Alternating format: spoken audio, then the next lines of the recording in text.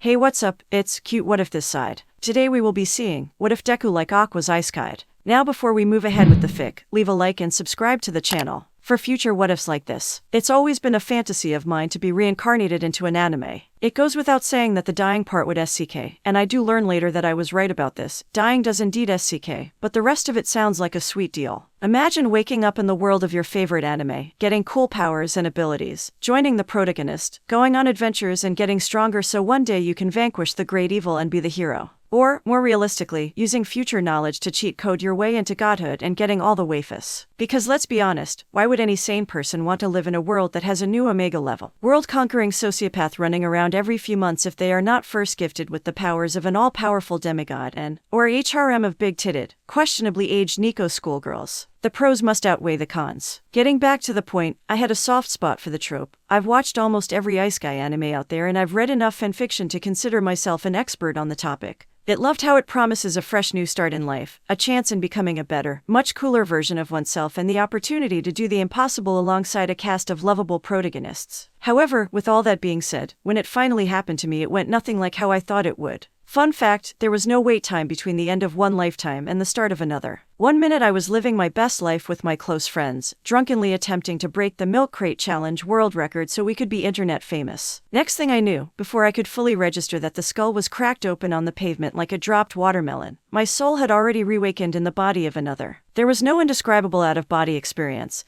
There was no new world gaming tutorial, and there was no playful deity there to explain to me that I kicked the bucket and then walk me through the do's and don'ts of being reborn in another world. It was simply death. Blink. Reborn. Another tidbit about this reincarnation process that I never expected was how I was not truly reborn. What I mean is that I thought reincarnation meant that I would have to redo the entire human life cycle, starting with me reliving the moment of my BRTH. Instead, it appears that my soul was sort of dropped into someone else's body while they were out and about living their life. I was lucky that my host wasn't driving or flying a plane. So, rather than being the reincarnation fantasy that I wanted, it's now a sloppy second self-insert mind CK. And in a technical sense, a homicide. And then it got worse. In a blink of an eye, my world went from my gray matter being splattered on the ground to sitting on a bed in a pitch-black bedroom with the only light to be found coming from the PRN playing on the television set. Yes, you heard me right. PRN. Apparently, the person whose life I just hijacked was in the middle of getting off and he, judging from the throbbing that was in my hand, he's a he and now I'm a he too, was really trying to get a petite mort of his own.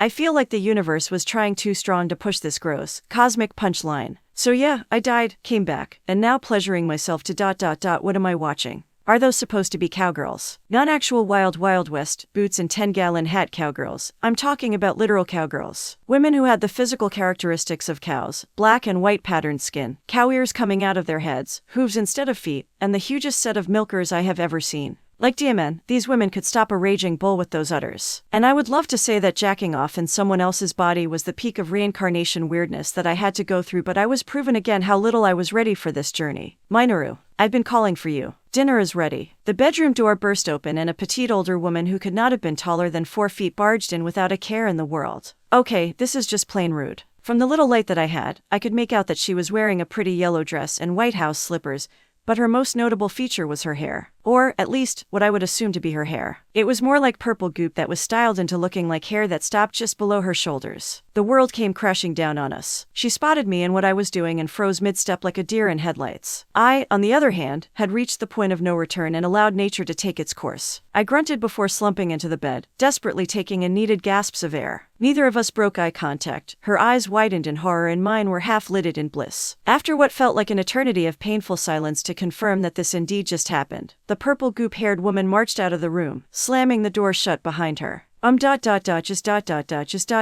wash up. Don't let your dinner get cold. Her embarrassed, high-pitched instructions were followed by the light footsteps moving further away from the door. And thus begins the glorious start to my new life. Dinner was a painfully awkward affair. Both the short goop-haired woman and I sat across from each other at the dinner table, eating in complete silence. There was no talking and definitely no eye contact, just the sounds of clattering from cutlery hitting our plates. Awkward moments aside, this was okay. Perfect even. After the craziness that just passed, I prefer the quiet to put some things into perspective. Firstly, I'm happy to announce that I was able to piece together that I now inhabit the body of Mineta Minoru, the horny short stack from the anime My Hero Academia. Actually, happy is not even remotely close to the word I would use. When I find whoever is responsible for putting my soul in the vessel of this anime pervert trope, I'm going to perform unspeakable acts of violence on their entire family bloodline. But this is not the time for planning vengeance. For now. Moving on, I can also safely hypothesize that the woman sitting across from me is Mineta's, or my, mother. Which would make sense because now that I'm taking a good look at her, she looks like an older Rule 63 version of Mineta. All this has led me to my final observation. I am living in the world of My Hero Academia, a world where 80% of the population has superpowers, or quirks. A world of pro-heroes doing what they can to keep civilians safe and out of harm's way. And a world of villains. Superpowered villains that will stop at nothing to destroy and burn and tear down everything for their own agendas. This does not work well for me. I am Mineta now, which means I do not have super strength or super speed or enhanced human capabilities. Hell, I'm barely tall enough to reach doorknobs. I do have his quirk pop-off at my disposal, but what can it really do? I cannot deny that they are very sticky and make good capture tools to trap mid-tier villains, but it won't be enough to protect myself from the likes of the League of Villains. What's worse is that I don't have much future knowledge of the anime either. I stopped watching after season 3. So I don't know what's going to happen after All Might's retirement, nor do I know if there is a way to level up Mineta from being a F-tier character with the C-tier quirk. So, my head snapped up to my mother, who was still blushing and looking anywhere but my general direction. I guess she couldn't stand the silence as much as I could. Are you excited for next week? Next week, Isekai'D rule number 12, ad-lib your way to gather more information. You're in their worlds, act like you belong. Okay, my ad-libbing needs some work. She frowned and started looking at me. For the UA entrance exam. You know, to become a hero. I blinked. Mineta hasn't taken the entrance exam yet, so I'm not even a UA student. I played it off. Yeah, the smile I gave must not be convincing enough because she doesn't look reassured. I mean, yeah, I'm a little nervous, but I'm good. Don't worry about it. How did Mineta get into UA? I remember reading some theories that Mineta had friends in high places that fudged some test results and got him in. But I'm guessing that it was nothing more than hateful remarks from fans that really hated the purple perv being in Class 1A. So does that mean I would have to go against those murder bots that the hero school decided were safe for fresh out of junior high school students to fight? I'm sure I can immobilize them with my quirk, but I'm not sure they would count it. I remember the other test takers destroying those robots like they were papier mache. Now that I think about it, forget immobilizing the robots. I don't even know if I can throw these GS as accurately as Mineta could with these little arms. I haven't tested the quirk yet. FCK, the League of Villains and the Death Machines, how was I going to pass the written part of the exam? I don't know anything about this world's history, and we're supposed to be in Japan. I don't know Japanese. Am I even speaking it? I can't tell. This is a FC King disaster. Suddenly, I felt something warm cover my hand. I looked up, my vision blurry. Damn it, I inherited Mineta's crybaby antics too, to see my new mother standing on her chair, leaning on the table so she could hold my hand in hers. Her smile was small and a little bashful yet warm and determined. Minoru, she said, you don't have to put up a brave front for me. I know you're nervous about it, but I also know that you are a smart young man and whatever they decide to throw at you, you'll figure a way out of it. And as long as you give it your all, that's all that matters. And regardless of what doubts you may have, remember that I believe in you. Of course, she would say something like that. She was definitely his mother. It was her job to believe in her son. It was so cliché and sapient. Why was I smiling like a doofus? To hell with it. If Mineta could pass the entrance exams, then I can too. I don't have a plan for the League of Villains or the entrance exam, but I can work on one this week, and analyze how pop-off works too. I wiped my eyes with my sleeve and then laughed, squeezing her hand. Yeah, I agreed, more confidently. I'm gonna do it. I'm gonna go plus ultra at the exams next week. Maybe this new life won't be that bad. It's been a week since I died and returned to the realm of the living, occupying the body of Mineta Minoru for the foreseeable future, and it still feels weird. Being a teenager again was weird. Before I died, I had a college degree, a job, and my own small, shoebox apartment. I shaved, I paid bills, I could drive, I had my own car, and I had freedom to go wherever I wanted, whenever I wanted, with whomever I wanted. Now, I have a train pass and a 6 p.m. curfew and no money and a mother who cooks for me and does my laundry that I am embarrassingly dependent on. Being short, not just short, small, was weird. I remember towering over my friends and family whenever they would hug me. I would sometimes have to duck to go through doorways and always had to sit in the back of the room because even when seated, I would block everyone's view behind me. I was the one people called to reach for things on the high shelves and to carry the umbrella so no one wouldn't get wet, and give the whole "no, I don't play basketball" speech every time I met new people. Now I'm small. When I walk on the streets or in crowded areas, I need to move fast and always be aware of my surroundings because most don't pay attention to what or who is in their path and would get angry at me for them trampling over my body. My hands were small and uncalloused and babyish and weak. I need naps to regain my strength and energy from doing 3 times the work to only complete a third of the task. My mother and I needed a stepladder to see over the kitchen sink to wash dishes. And every FC King little task needed 3 more addition steps and to done with caution to complete. Being unable to talk openly about things was weird. I'm not sure if there are rules in reincarnation or if there was a spell or a curse placed on me, but I cannot openly communicate about who I once was or what I know about the anime. During the 5th or 6th day, I felt like I needed to warn my new mother of the dangers that would arise in the future when I was enrolled in UA, dangers like the League of Villains and All for One. But when I spoke to her, our conversations would immediately start with comments about the weather or how my progress with my quirk training was coming and never lead to where I wanted them to go. As if there is a no spoilers filter or something. The subject of my previous life was also taboo. My mouth would move, but what came out was a recommendation to a new romance drama that I'd know she'd love. After the 5th try, I gave up bringing up the topic again. I mourned for myself and the life I once was alone in my room when Miss Mineta was asleep. I tried not to dwell on this weirdness too much because it always stung the most. It was the one that reminded me that the old me was dead and my old life was lost forever. But I guess it's for the best, a conversation explaining to a mother that her son is probably gone forever, or dead, and how I was living his life wouldn't have gone well. I'll have to settle for just taking the mantle of being her son and making her proud of myself. Quirks are weird too, especially mine. Every chance I got, my hand would subconsciously reach for my head, squeeze a G. I call them GS now. They're purple and round and I refuse to call them ball. Pluck it off and chuck it at my bedroom ceiling because it was the only safe place I could throw it without worrying something or someone might get stuck to one. I had no clue on what exactly made them so sticky or why they only grew on my head and only my head or how my scalp just popped up more as soon as they were removed. I should ask a quirk doctor about that when I get the chance. The ability to bounce off my GS like a mini trampoline was fun though. Turning my room into a bouncy castle will always be one of my greatest discoveries. Regrettably, there was a drawback. I didn't own any clothes that were G-proof. If a part of my shirt or breathe leg or shoe got stuck on one of the GS, it would stay stuck until the G lost its adhesiveness, which could range from a few hours to a whole day depending on how healthy I was. There was no rhyme or reason why my quirk worked the way it did. It had it as what it is sense to it. I wonder if other people feel their quirks are like this. Regardless, despite how weird everything felt, I had no more time to dwell on it. A week had gone by and like I promised, I was here at the front gates to UA, the greatest heroes institution in Japan. And I was going to pass that entrance exam. The written portion of the exam was easy. Then again, this was a test for junior high schoolers, and I was a college graduate with a Bachelor of Mechanical Engineering. Math and science were universal. I can read, write, and speak both Japanese and English, and heroic history was basically my Hero Academia lore. After 2 hours of testing, an hour to review my answers, and another hour doodling on the desk, the exams were over, and all the examinees were ushered into the auditorium for an introduction to the UA practical exam. I am man enough to admit that I geeked out when I saw President Mike take center stage. In my book, he was in the top 10 coolest heroes of the show. What's up, UA candidates? His voice boomed. Thanks for tuning into me, your school DJ. Come on and let me hear ya. He cupped his ear to the crowd, and I couldn't help myself. If President Mike asks you to make some noise, you make some mother-seeking noise. I didn't care if no one else was as enthusiastic as I was. I didn't care if I was the only one who did this. I hopped off my chair, landed on desk surface in front of me, pulled my head back while inhaling as much air my little lungs could take, cupped my mouth with both hands to add volume, and bellowed the loudest hell yeah a person my size could muster. The man, the myth, the FC King legend himself, looked at me, snapped his fingers and said, "I love that energy, kid.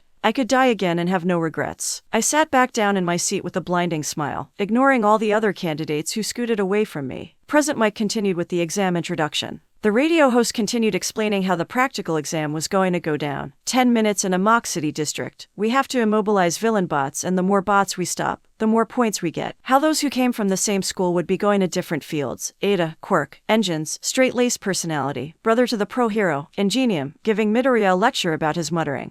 And you sir, up there with the purple ball on your head. I froze. Was he talking to me? I did a quick search around me because there could have been another purple ball-headed examinee nearby. But the way Ada was standing there with his entire arm pointed at me, I figured that it wasn't the case. If you're going to shout like some kind of howler monkey, then UA has no place for you either. Ballhead. Howler monkey. UA has no place for me. I'm sorry, Ada. I thought you were cool, but someone's gonna need to take you down a peg or 7. Engaging Black Air Force energy. Power output, 2%. I stood in my chair, hand in a 90-degree angle from my arm, pointing at the bespectacled student. commenced the roast. Boy, who are you calling a howler monkey? You know action figure. Ada blinked. He could hear some of the other examinees starting to snicker. No action figure. What does that even mean? Shut your rusty butt up, I'm not done. First, I can tell that your quirk is speed-related because you couldn't even wait a few moments before you started running your DMN mouth. Present Mike was about to explain the fourth obstacle before you interrupted him. Secondly, you make a big spectacle that some kid's muttering is being such a distraction. Yet here you are, giving Present Mike a run for his money by being the loudest man in the room.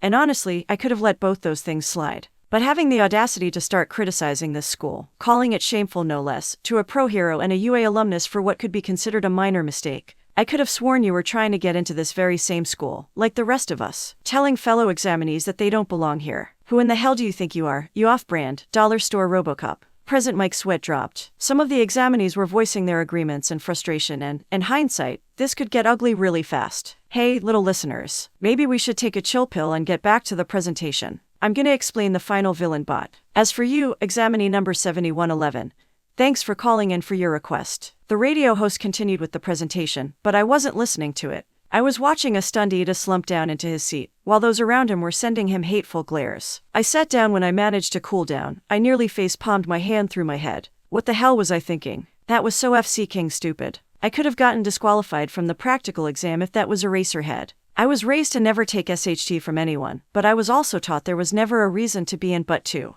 Black Air Force energy disengaged. When the presentation was over, everyone was split into our designated battle centers. I passed Ada one final glance. SHT, he looks miserable. Now I feel guilty. Great. Before following the battleground E group. This new life was weird. We were given a 15-minute locker room break to change into something more appropriate for the physical exam, before we were led to the coach bus. I chose to bring a dark purple running tracksuit that had white letter G embodied on the left breast, and a pair of faded yellow sneakers that I found in the back of my closet. The bus ride to the Mock City was dull. Everyone on the bus was either making small talk, hyping each other up to destroy the most villain bots, quietly discussing strategies that they've been practicing to best utilize their quirks, taking a moment to praise me for shutting that uptight nerd up, or sitting in complete silence. I chose the latter. I did manage to spot some future students UA on the bus, the mask-wearing six-armed mutant, and the tree truck tail SWNGNG Judo MSDR from Class 1A, and the overzealous Class 1A hater from Class 1B. I drew blanks on all their names,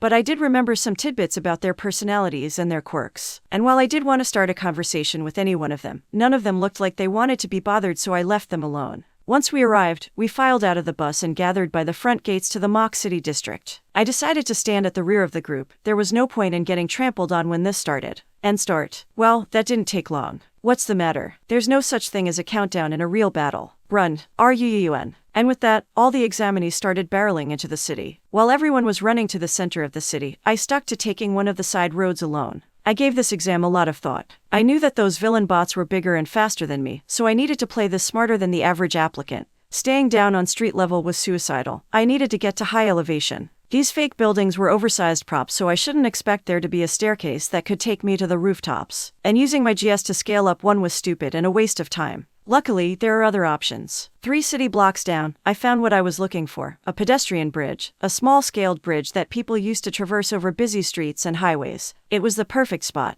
It was high up, which gave me the perfect view of my surroundings. The rails were tall enough to hide me, and most importantly, the robots shouldn't be able to get to me from up there. I quickly booked it up the stairs and stood at the center of the bridge. I did a check for any other applicants in the vicinity. Fortunately, the area was deserted. I began setting my trap. Volleying as many GS as possible over the rails, I scattered them all over on one side of the street below me before doing the same to the other side. I stopped when my scalp started to ache. This should be more than enough. With the trap set, it was time to play the waiting game. Not even 10 seconds later, my web caught its first fly. A one-pointer came barreling down the street. When its wheel ran over the sphere, instead of rolling over it, the robot stopped instantly and, using its momentum, slammed into the road, smashing into pieces. 2 more one-pointers must have seen the crash and came rushing towards the incident, only for the first one to get its wheel caught on a G and smash into the pavement too. And for the second villain bot to crash into the first one and shatter like a violent car crash. And that's 3 points for me. I did the math. I don't remember exactly what Bakugo's top score was, but I did remember that Midoriya got 60 points during his exam, and both were in the top 10. So, I was shooting for 50 points, enough to get me a seat in the hero's course. For the next 2 minutes, everything went according to plan. I remained hidden on the bridge, periodically tossing more GS at the street every 20 seconds when there were no villain bots approaching.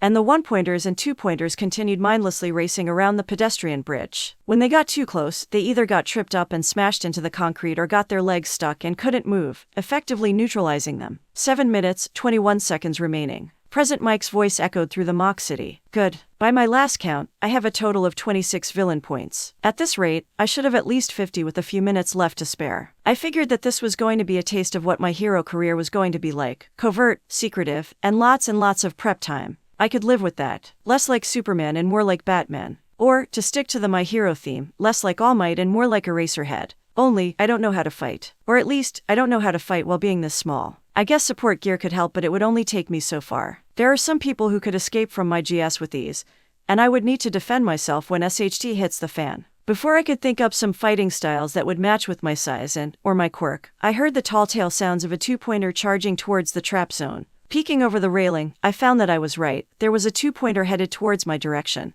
That also happened to be chasing an examinee into my trap. Shit. Go around. Go around. I shouted, propping myself over the rail and waving him to go in a different direction. I guess he couldn't see me nor hear me because he kept gunning down to the zone of broken and lifeless villain bots. And like with the other robots, after the first few steps upon entering the trap zone, his foot caught onto one of my GS, and he slammed strong, face first too, ouch, into the ground. Time slowed down as I watched the two-pointer get closer to the pinned examinee. I could have stayed silent in my safe sniper's nest and ignored the examinee, but there were two issues with that option. 1, the UA staff were watching. They would probably dock away my strong earned points for sitting back and doing nothing when someone needed help. And 2, I'm not a complete but to leave someone to perish. I didn't know whether the UA staff would allow for a robot to maul us, but let's be real, they could and would probably get away with it too. And I've already maxed out my once per day but card with Ida. So, Isekai'D, I guess it was time to play hero. Running down the stairs would take too long, and my throwing arm wasn't great enough to pinpoint a moving two-pointer. No, this was going to require a more direct approach to this. I kicked off my shoes and tossed two GS, one on top of the rail and the other right in front of me by my feet. It was time to see if all my bouncing practice got me anywhere. I jumped and stomped as strong as I could on the G by my feet, shooting myself 15 feet into the air. Gravity did what it did best and brought me back to Earth, but this time, I landed on the G on the rail. I always wanted to call out an attack like they do in the anime, so G cannonball. With all the kinetic energy I gathered from the fall, I tucked my body into itself and fired off my miniature trampoline with the force of a small cannonball. In an instant, I crashed into the villain bot, shoulder-checking the two-pointer with enough force to knock it off its legs. I didn't stop there. When I touched the ground, I pelted the fallen villain bot with GS, making sure it wasn't going anywhere anytime soon. It struggled and strained against the GS, but it couldn't budge, and that made 28 points. Holy SHD. That was awesome. Woo-oh. I cheered with both fists in the air, grinning like a loon. I wasn't sure what I was more surprised about, the fact that I hit the robot on my first try or how pulling that stunt didn't hurt that much. Like, my shoulder was starting to ache, pretty sure I bruised it, but I didn't break any bones. Then again, Mineta got smacked around a lot whenever he was caught being a pervert and bounced back from it like it was nothing moments later, so it would make sense that I can take a little pain. Maybe I have a shock absorption subquirk along with pop-off. I must test that out when I get home. Maybe I should try jumping off the roof or something. Can you help me now? I snapped out of my thoughts and spun around to find the runner looking up at me from the ground with an annoyed glare. Right, SHT. Yeah, hold on. I rushed over to him. Taking a closer look at his face, I struggled to pinpoint who exactly he was. The stoic look he was giving me, the purple hair, and the dark bags under his eyes were familiar, but I was drawing a blank on his name and his quirk. So, I drawled. ... You good. He glared at me. His nose and upper lip were bloody from the impact of the fall and clothes scuffed and dirty. I'm stuck, he deadpanned. Right? His foot was still stuck to the G. At least, he had the brains to not put his hands on it or he would have been really screwed. I can see, I nodded. You have to lose the shoe. He blinked, perplexed. What? Your shoe? Take it off. And be careful not to touch the G because if you do, best case scenario, you'll be stuck there for a few hours. He stared at me in silence for a few seconds, probably trying to see if I was lying or not. He must have figured that I was telling the truth because he groaned and started untying his laces before cautiously pulling his foot out of the footwear. I tried helping him back up onto his feet, but he held his hand out, motioning me to stay away, and stood up on his own, balancing on his shoe-clad foot like a purple flamingo. Don't worry, you'll get your shoe back tomorrow when it wears off, I offered. They might even reimburse you for it if you file a complaint. His glare returned, aimed at me as if I just ran over his dog and all I said was my bad, bro. I guess he wasn't in the mood. I could take a hint. I started heading towards the stairs leading up to the pedestrian bridge. Well, this has been nice and all, but I need to get back to my sniper's nest. So, please, be careful when exiting the area because I don't want you to get stuck, Aga. A whistling sound sung through the air and, out of nowhere, the stairs exploded. I was sent flying back from the impact of the explosion, crashing into the ground and skidding on the pavement a few feet back before I finally stopped. Gathering my bearings, I wearily tilted my head up to see the fiery wreckage of the staircase, and the remains of the bridge, my safe zone, collapsing in on itself. And rolling over the ruins was a three-pointer with a smoking turret on its back. What the FCK? I shouted, mind coming together. The three-pointers had missile launchers. They have live ammunition. Is that even legal? Target acquired. The robot said mechanically, prepare to die. I tried getting up, but I couldn't. What the FCK? I tried getting up again, but I felt my tracksuit jacket pulling me back down. I looked over my shoulder and, OSHD. I landed on one of my GS. My ears picked up a distinctive whistling sound and I briefly looked up to see a rocket of death flying straight for me. I rushed to pull my jacket zipper down, but my sweaty fingers were working against me. FCK, FCK, FCK. On my fifth try, I finally managed to get the zipper undone and tore myself out of my godforsaken jacket only to feel myself being yanked from the ground by my neck. I guess I owe Mr. Purple Hair a thank you because he just pulled my butt out of there at the last second before the missile collided into the spot that I was occupying mere moments ago. The force of the explosion sent us both flying this time, but fortunately we did not fall on any of my GS this time. We watched as the three-pointer turned slowly towards our direction, smoking barrels aimed at us. The bot didn't get a chance to issue us a warning because the insomniac picked me up by my arm like an overweight backpack and ran like the wind, being sure to avoid my GS on the road. My vision was blurry, I couldn't make heads or tails of where we were going as I was being treated like a suitcase, but I could still hear soaring projectiles ringing in my ears, and feel the tremors of each explosion as they got closer and closer. Eventually, my purple-haired partner turned the corner and slammed his back against the building wall, hiding us both while holding me close to his chest like a beloved teddy bear. The world was quiet again with only the sounds of his heavy breath could be heard. I had to pry myself from his grasp to free myself and fell to my hands and knees, desperately trying to collect some air. I carefully crawled to the corner and peeked to see the three-pointer coming towards our spot, albeit very slowly. It must be the trade-off for these villain bots. One-pointers have incredible speeds but no fighting power while three-pointers have immense firepower, but low speed. 5 minutes, 12 seconds. SHT. I was running out of time. With only 28 points, I was gambling with my future placement at UA. Sure, I could add in a few rescue points by saving What's-His-Face, but I didn't know what metric they used for grading rescues, number of people saved, strategy and execution, flashiness, UA staff preferences. There were too many variables. Now, to make matters worse, I needed a new plan to collect the remaining 22 points while Murderbot 3.0 is out to kill me. And to add insult to injury, I was stuck there without any shoes nor a shirt. I didn't think to wear anything under my tracksuit jacket because it was warm enough as it was. God, this test is insane. I snapped back to the insomniac to find him in a sorry state. He was sitting against the building with his knees pulled into his cheek, eyes staring lifelessly at the ground. Okay, this is just sad. I really wanted to do something to help the guy, really, but I didn't know what to say. If it wasn't for the no spoiler filter, I would have told him that he could always try again at the UA Sports Festival. The UA Sports Festival. I remember him now, he was in the tournament arc. His name still escapes me, but he was the teen with the brainwashing quirk who fought against Midoriya in the first round.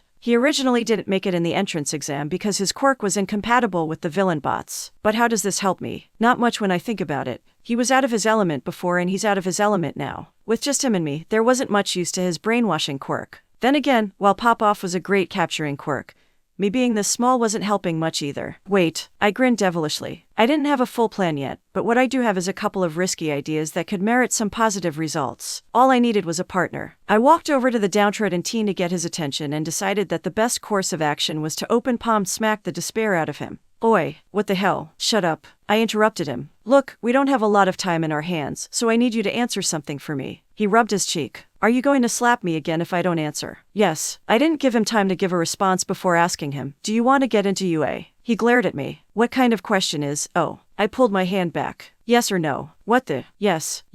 Okay, I clapped my hands together. We don't have time for a motivational speech, so here's an enthusiastic footnote. Yes, this exam is insane. We want to be heroes, everything heroes do is insane. Yes, we almost got gravely injured or died. Again, heroes die and get hurt. And from what I've pieced together since we met that your quirk is either unsuited for this test or a hindrance. Shut up, no questions until I'm done. Good. Anyway, if we want to get some points and pass this exam, we are going to need to work together and either do something risky at best or downright suicidal at worst to make up the difference in less than 5 minutes. I held out my hand, not to slap him but to offer it to him. So, I'm asking you, right here and now, are you willing to put yourself through some dangerous, humiliating, and possibly PTSD-inducing SHT to pass this exam? He stared at my hand for a moment before looking at me. Are you going to slap me again? I'm about to slap you right now because you're taking too long to answer the question. All right, he complied, taking my hand to shake it. He sounded uninterested, but the demoralizing look he had in his eyes were gone and his stoic face twitched to something some might call happy. So who are you? My name is Mineta Minoru, I grinned. Shinso Hitoshi, he answered back. So, that's what his name was. So, Mineta, do you have a plan? Well, I have this idea. Targets acquired. For FCK's sake. USHT. As soon as the three-pointer spotted us, without hesitation, Shinso scooped me up from the ground, held me under his arm, and bolted us away from danger for the third time that day like a true hero. Sure, I would have preferred if he carried me with a bit more grace, but beggars can't be choosers. He was the legs of this duo, and if it was easier for him to carry me like I was a duffel bag, I will play my part and be a cooperative duffel bag, especially when there were missiles involved. Fortunately, my role as a satchel was short-lived when Shinso took a sharp left turn and dove down a narrow alleyway. The screams of missiles flying stopped soon after we were out of sight of the three-pointer, and we were once again given a small respite from the UA exam, however short it might be. Shinso dropped me, once again, thanks for the carry but ouch, and nearly fell over. He was hunched over with his hands on his knees, breathed heavily with his skin glistening and clothes darkened from sweat. So, what's the plan? Shinso wheezed. I was a little hesitant to answer because I had a strong feeling that he wasn't going to like this plan.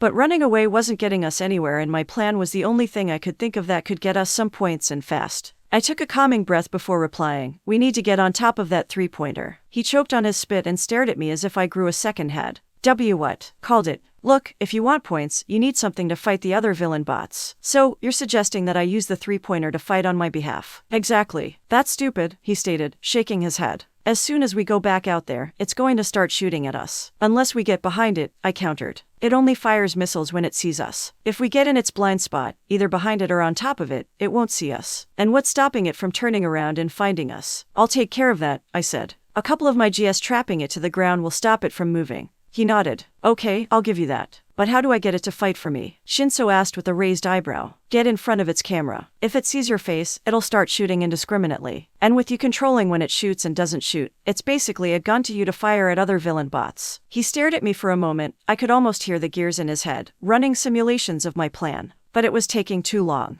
I raised my hand to. Stop trying to slap me, he shouted, pushing my hand away. We don't have time to debate over this, I argued. We have less than 5 minutes before this exam is over and this is our best bet. He huffed and glared at me before his shoulder dropped in defeat. If I die, my ghost will haunt you. I rolled my eyes. Thanks for the vote of confidence, I deadpanned before raising my arms up like a child wanting to be picked up. Now let's go. Much to my surprise, Shinso turned his back to me and kneeled, essentially telling me to hop on. He was giving me a piggyback ride, which was perfect. Instead of being dead weight in his arm, I could volley my GS at the villain bot to stop it from turning towards us while he made a mad dash for its blind spot. And it would be a lie if I said I didn't enjoy feeling tall again. After climbing on his back and giving him a moment to catch his breath, Shinso bolted out of the alleyway like a bat out of hell. The insomniac paid no mind to the projectiles coming at us. He kept running in a Z formation, dodging the onslaught as best as he could, whereas I focused my energy on trapping the three-pointer where it stood. As planned, once the three-pointer was stuck in place by my GS and we reached its blind spot at its rear, the villain bot stopped firing missiles. I hopped off Shinso's back and climbed up to the top of the robot's turret right to start throwing GS onto the street behind us. Shinso looked at my actions with a questionable look. Why are you? Robots can come from both sides, I interrupted, cluttering the street with GS. You focus on the ones coming from the front and I'll make sure we aren't caught off guard by an attack from the back. He nodded in understanding. He then hurried and climbed the three-pointer and made his way to the head of the bot.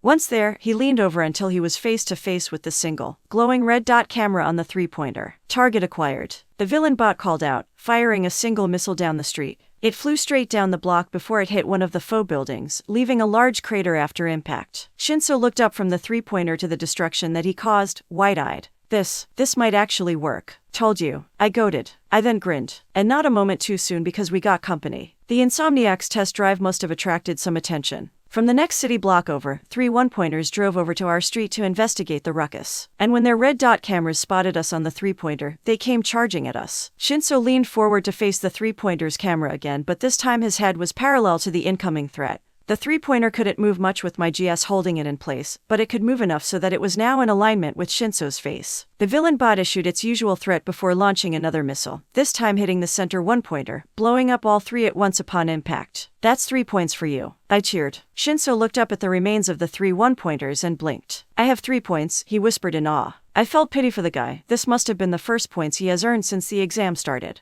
But I didn't dwell on it too long, there were points to be won. The situation escalated after that. Villain bots started showing up to investigate the explosions and Shinso disposed of them, which led to even more villain bots showing up. Our plan quickly delved from a simple first-person shooter to a survival mode video game, fighting wave after wave of robots coming from both sides. I could guess the change in strategies from the robots was UA wanting to challenge us examinees on how we would perform when the enemies doubled while we were getting exhausted from fatigue. Challenge accepted. I was rapidly plucking and throwing GS at my side of the street, stalling the hordes that were trying to attack us from behind. I stopped counting villain points after the fifth two-pointer tried to rush us. I threw GS at anything that moved, made sure it stopped moving, and picked a new moving target. Wash, rinse, and repeat. My bare feet started to burn from the overheated turret underneath me. My vision grew blurry as tears filled my eyes. The sounds of the missiles flying were so loud, and with me standing above the source, I gained an understanding as to why Bakugo was always shouting in the anime. It couldn't have been more than a few minutes, but I could have sworn that I had tinnitus. Hell, I took a page from the Book of Lord Explosion Murder and started shouting obscenities at the robots,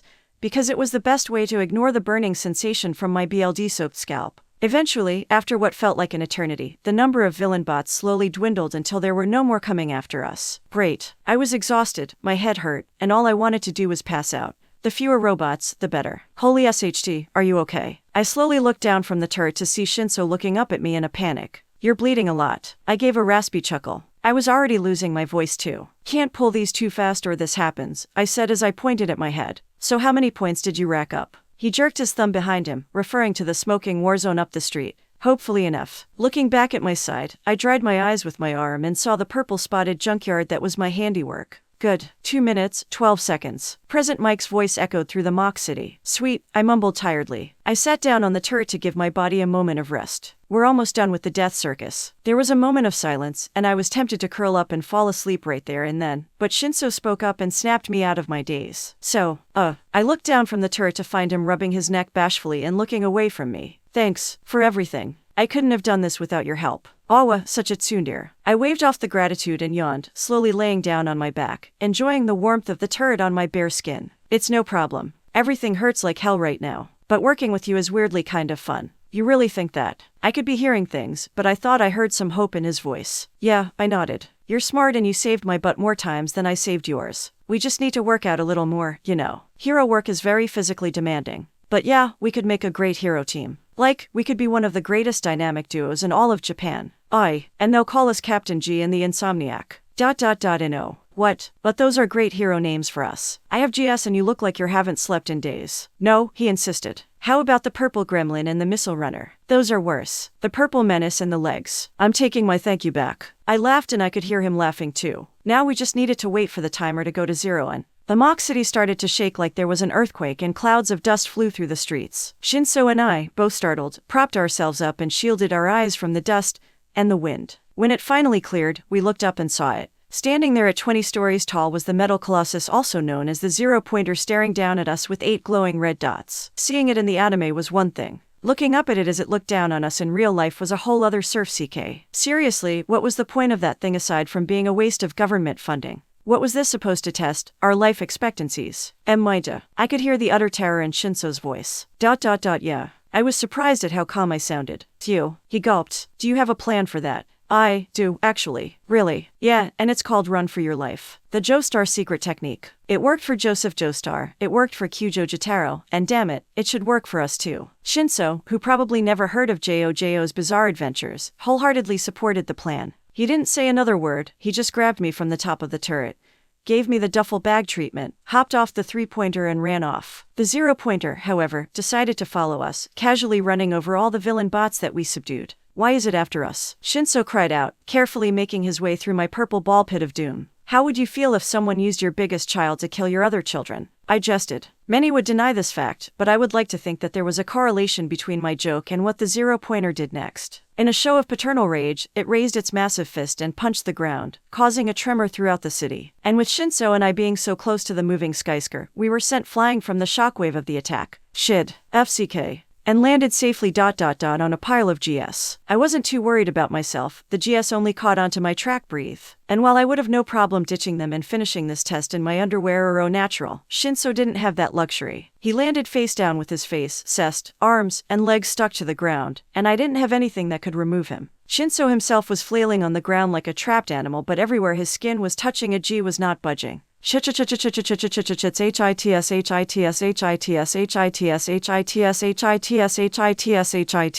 zero-pointer didn't seem to care, and all I could do was watch as the behemoth crushed all the other robots under its massive treads, and continued moving closer. And closer. And closer.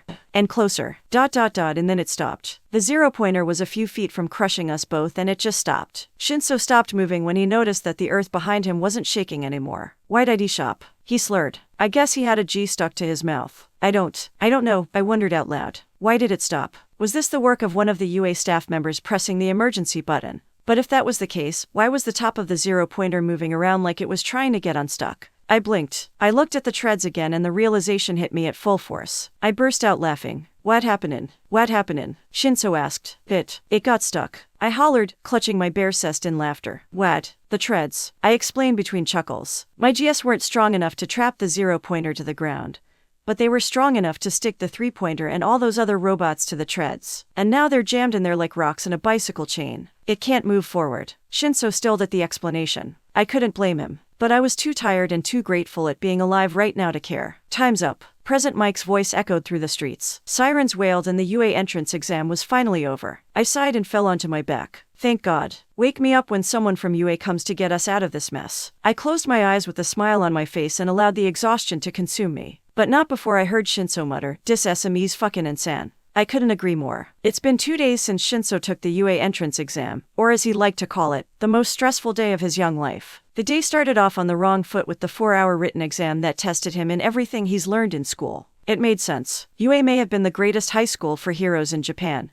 but it was still a high school. But Shinso wished someone could explain why a hero in training needed to memorize the Pythagorean theorem. He didn't see how knowing that a squared plus b squared equals c squared would stop bank robberies or muggers. Things went from bad to worse when it was time for the practical exam. Shinso almost slammed his head into the table when President Mike explained how the point system worked. They were up against robots, enormous, hardwired robots that he couldn't brainwash. He thought he would be going up against proctors or other examinees, or at least someone with a frontal lobe, but no. Right out of the gate, he was already screwed. The only reason the insomniac bothered continuing with this farce was because he thought he could come up with a plan to fight off the robots when he got to the battle zone. Unfortunately, when he stood before an armored two-pointer that was twice his height, Shinso quickly realized that he was clearly out of his league. Screw fighting, he wanted to live to see the next day. The sooner he could forget the cat and mouse chase through the mock city, the better. Shinso was not athletic in any sense of the word, but a four-legged metal monstrosity pursuing him while threatening prepare for death was enough motivation to push him into becoming a track runner. All of which led to Shinso's biggest mistake when he ran headfirst into another examinee's trap and fell face first into the pavement.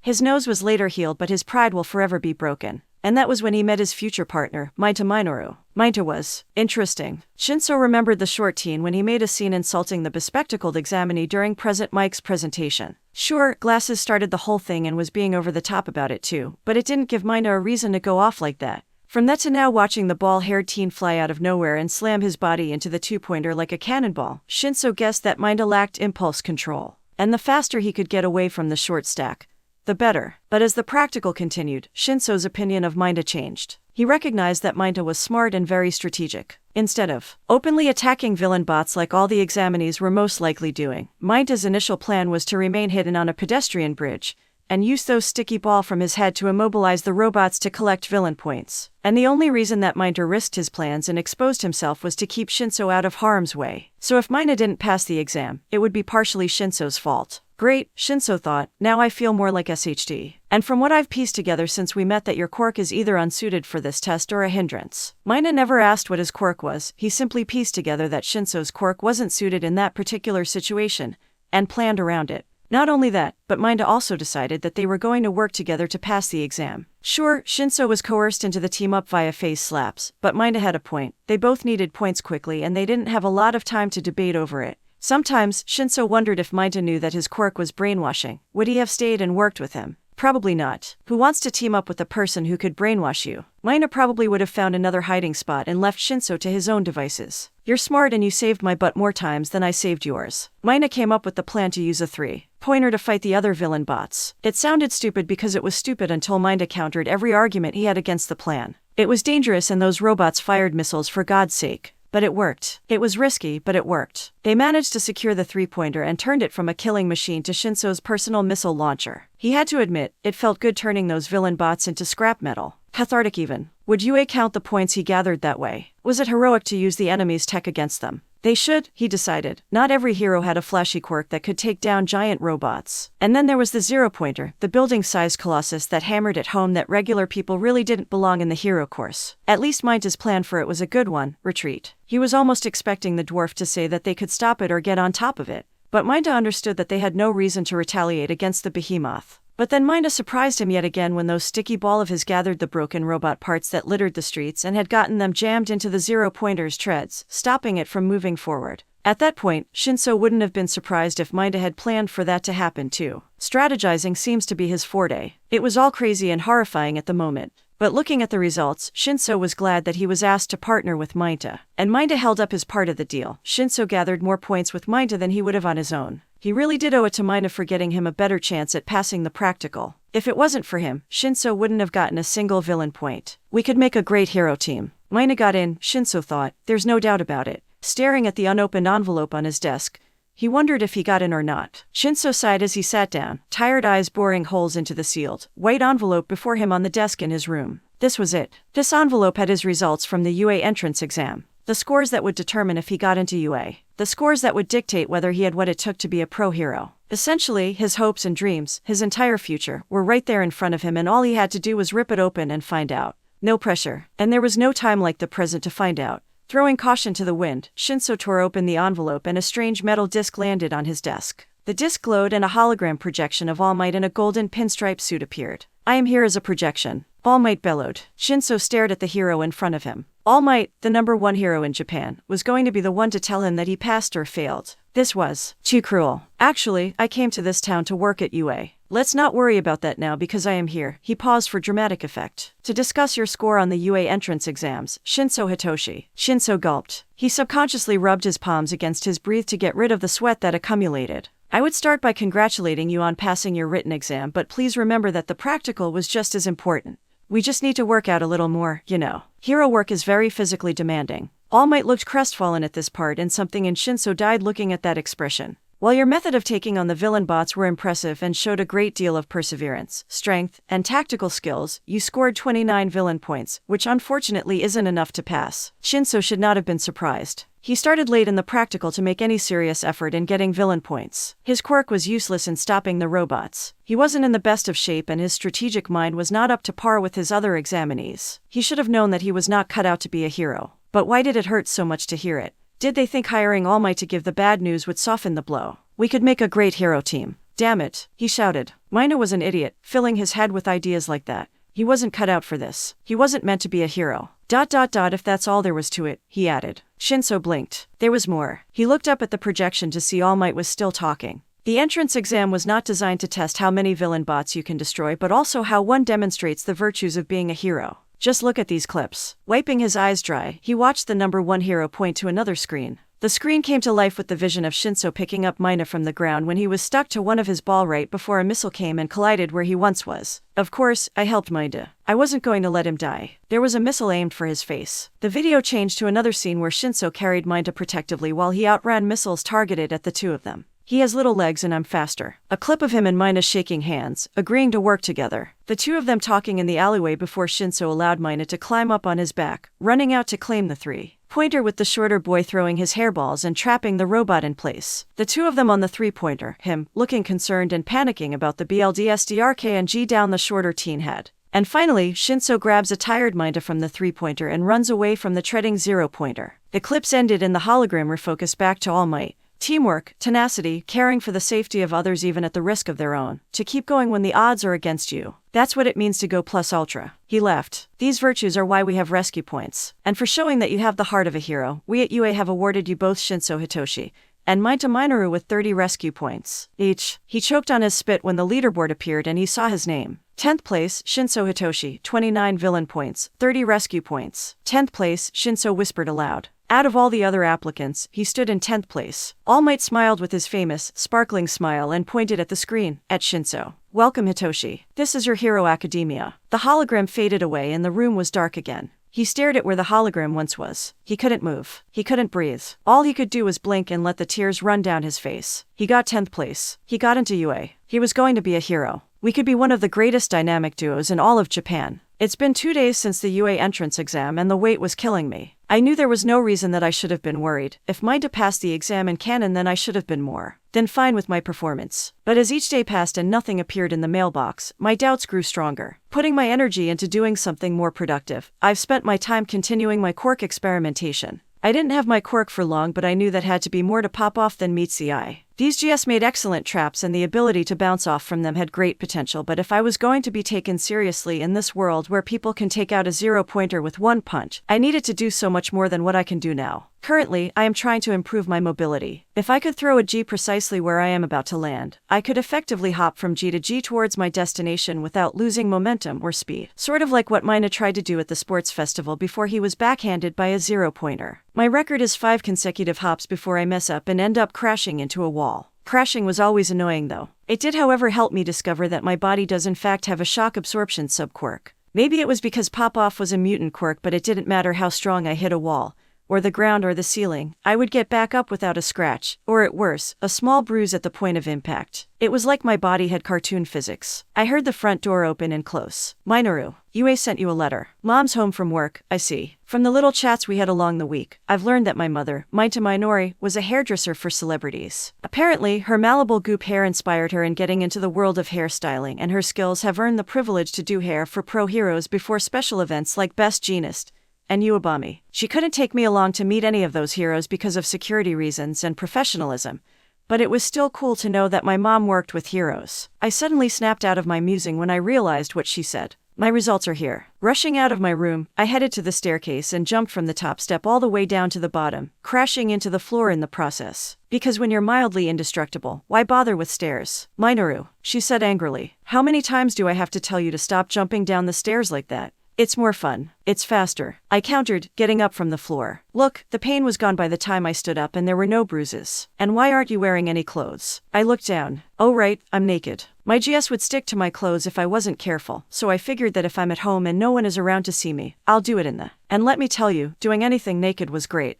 The freedom to let it all hang out, no dirty laundry to work about, and most importantly, it was helping me become more comfortable in this new body. I was testing a new technique with my quirk and I didn't want to get stuck again, I said, hurriedly. Now where's the letter from UA? Breathe first, Minoru. But Mom. But breathe. I relented. I wasn't going to get anywhere with this fight. I rushed upstairs to get dressed and came back downstairs. But not before jumping down from the top step like an Olympic diver. Minoru. Sorry. I apologized, picking myself up from the floor once more. I don't care, stairs are now obsolete to me. So, where's my letter? She pointed to the living room table and there on top was a padded envelope. I dashed over to it and tore it in two, allowing a small metal disc to fall onto the table. So, what do I do with it? Maybe there are some instructions in the envelope. She asked as she got seated next to me. But I didn't see. The disc lit up on its own and a hologram appeared on the cover of All Might in a yellow pinstripe suit. I am here as a projection. All Might bellowed. Mom and I were startled by the #1 hero. SHT, he's terrifying. I muttered as I inched away from the hologram. Up close, with half his face being shaded, his pupils begin such a bright blue, and his kinda creepy smile, All Might looked scary. My mom recovered quicker and took a closer look at the #1 hero. That's what All Might looks like up close, she muttered. He looks so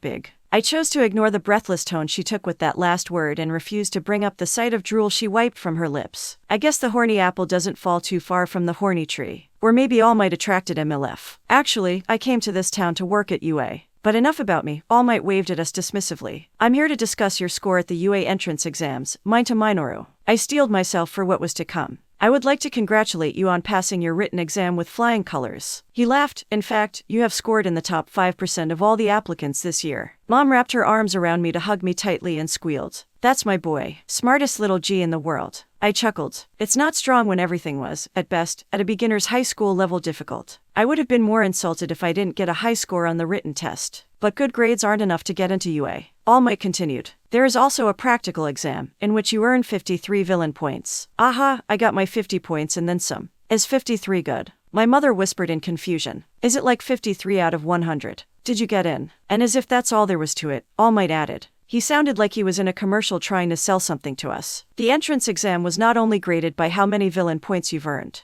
because how can we not add points for being heroic? The hologram blackened before displaying a video of me launching myself at a two-pointer to protect Shinso. My word, Mom gasped. Minoru, is that you? Someone was in trouble and I did what I could to help, I replied, not taking my eyes off the hologram. The video then shifted to Shinso and I shaking hands, agreeing to work together. Thankfully the editor cut out the part where I slapped him. And finally, there was a small clip of the two of us on top of the three-pointer facing the horde of robots coming for us. I looked deranged. BLD pouring down from my forehead, shirtless and dirtied, tears in my eyes, and mouth foaming with spit as I yelled at the incoming robots. What type of test was this? She asked, looking at me in a new light. She's probably never seen her Minoru act like that. A test to determine whether you could handle yourself against overwhelming odds. The scene turns back to All Might. It's so rare that we find examinees working together, but to find one motivating another to go plus ultra. That's why we have rescue points. Mineta Minoru and Shinso Hitoshi have both earned 30 rescue points each. I saw my name on the leaderboard. My name was at the top.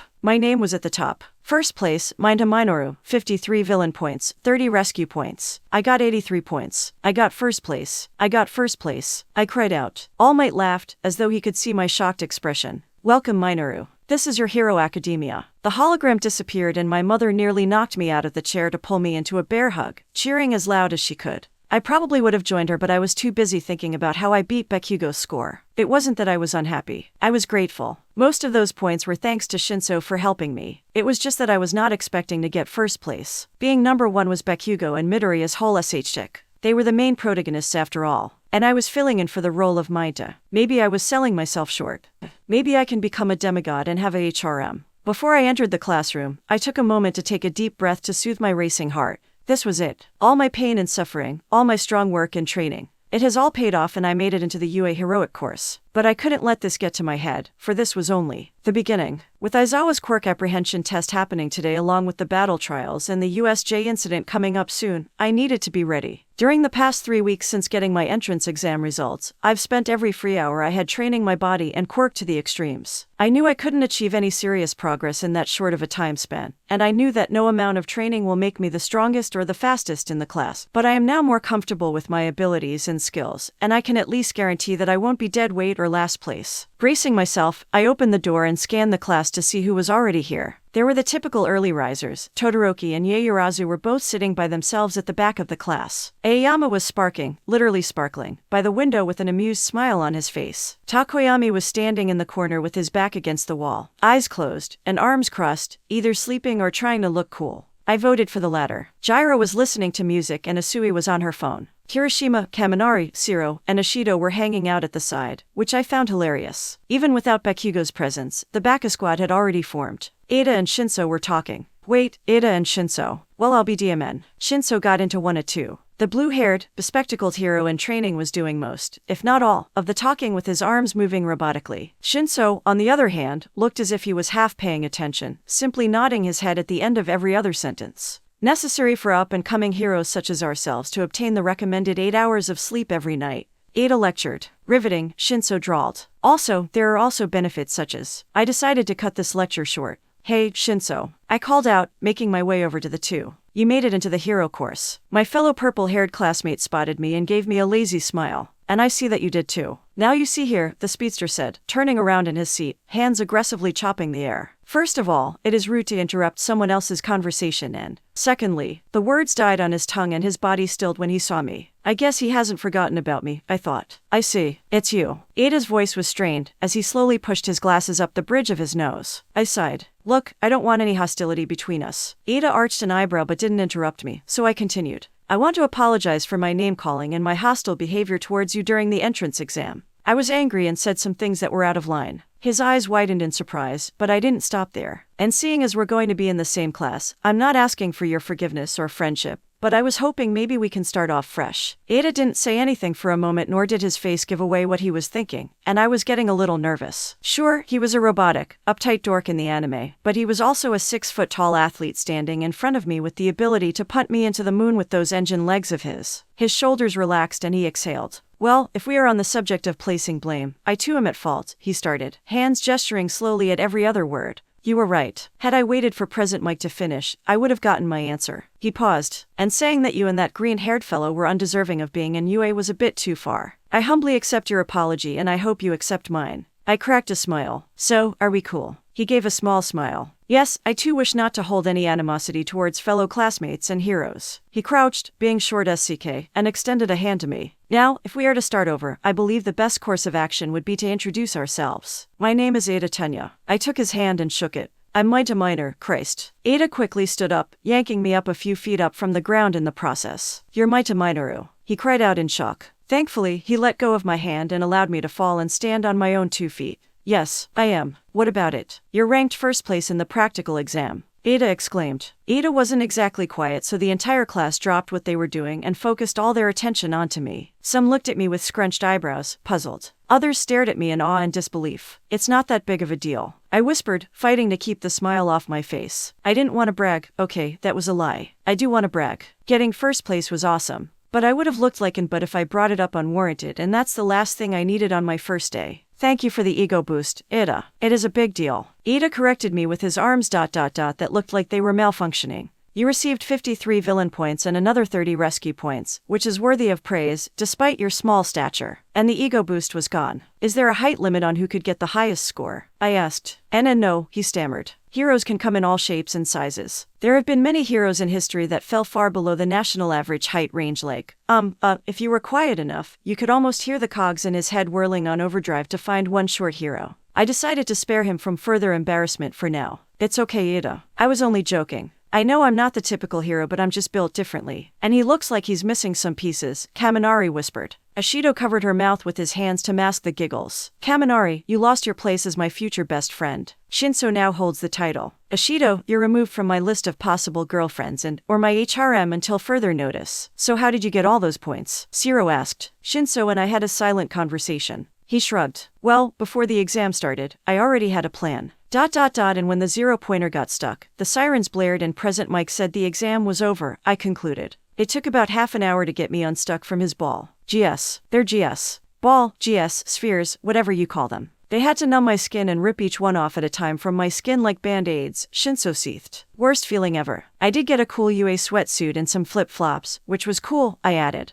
Recovery girl was tired of having you stand around naked since all you had to do was ditch your breath to free yourself. I shrugged. Free clothes are free clothes. Shinso sighed and turned back towards our audience. We pretty much got the rescue points for not dying and saving each other's butt along the way. The end. Our audience, being everyone in class 1 minus Bakugo, Uraraka, Midoriya, and Koda, were staring back at us like we were crazy. Which, to be fair, was probably not too far from the truth. You two almost died, like, 5 times. Hagakure shouted. You stopped the 0-pointer. Ada muttered in awe. So, slapping people motivates them. Todoroki questioned aloud. Can we not gloss over the fact that you used one of the robots to destroy more robots? Gyro asked. Kirishima had tears pouring down his face. The teamwork, the destruction. Everything about that story was manly, he sobbed. Yaoyorozu cleared her throat, grabbing our attention. While that story was clearly something, it brings up a big question. What exactly is your quirk, Shinso? The class turned to the insomniac for an answer, who was now pale, well, paler, and looked like a deer caught in headlights. Oh right, we didn't have that your quirk isn't villainous talk yet. I only mentioned that I figured his quirk was useless for the exam. But I never told him that I knew it was brainwashing either. Seeing that everyone was waiting for him to say something, Shinso opened his mouth. Bang! Only to snap it shut when the classroom door slammed open. The class watched in silence as an ash-blonde student strolled into the room with a dark expression on his face that spelled death to anyone that dared to provoke him. Once he reached an empty seat, he threw his bag on the floor, sat down, and propped his feet up on the desk, glaring at the blackboard with enough rage to set it on fire. Ada, just as he did in canon, walked over to the classmate to demand that he stop disrespecting the others and take his feet off the desk. However, unlike canon, Bakugo didn't say anything back. Bakugo didn't look to face Ada. He simply sat there and ignored the world around him, as if Ada didn't even exist. Everyone seemed to forget about Shinso's quirk and was now interested if this new guy was going to snap and kill our resident engine quirk classmate. much to the insomniac's relief. "Look at Mr. Grumpy over there," Kaminari whispered. I fixed at the electrification quirk user with a crazed glare. He called me short and now he was trying to get us all killed. Kirishima smiled. "I saw him at the entrance exam. That guy destroyed almost every robot that came his way. It was so manly. What are you dumbasses whispering about over there?" Bakugo shouted at us, "You losers better not be talking about me." Engaging Black Air Force, deactivated. Any other time, I would go all out and curse out anyone who disrespects me, but this was not the time and he was not the guy. Something was off about Bakugo today and I had a very strong feeling it involved me. "We weren't talking about you," I said calmly, careful not to make any sudden moves or eye contact with the ticking time bomb. "We were just talking about our quirks." Bakugo scoffed. "It doesn't matter. None of you losers can match the firepower of my quirk." Engaging blah, deactivated. "No, I am not kicking a nuke because I got insulted. I am going to remain calm and cautious until we are at least 10 kilometers away from the blast zone." Kirishima smiled, because he had no concept of danger. "Cool, what place did you rank?" "I got 3rd place. Bakugo fumed, hands crackling with mini explosions that spooked Iida to step back. "I got 2nd place because some loser named Mineta cheated." "Wait, what? Cheated?" Iida was chopping the air with vigor. "Cheated? That is such a strong accusation. What makes you think he cheated?" Bakugo acknowledged the speedster. "That extra only got 1st place because of some stupid rescue points rule that they put in last minute to give losers like him and Deku a chance to get into UA. Losers." I guess that the rescue point comment hit a nerve with Shinso as he looked tense. It made sense, without those points, he probably wouldn't have passed. "The reason for the rescue points," Shinso spoke up, "is for us to display heroic virtues to UA and show how we know how to do more than break things." Bakugo leaned back in his seat, side-glancing at Shinso. "Still sounds like pity points to me." Engaging Black Air Force energy. "Pity points. I don't know what the FCKE got that logic, but I earned every since point I got.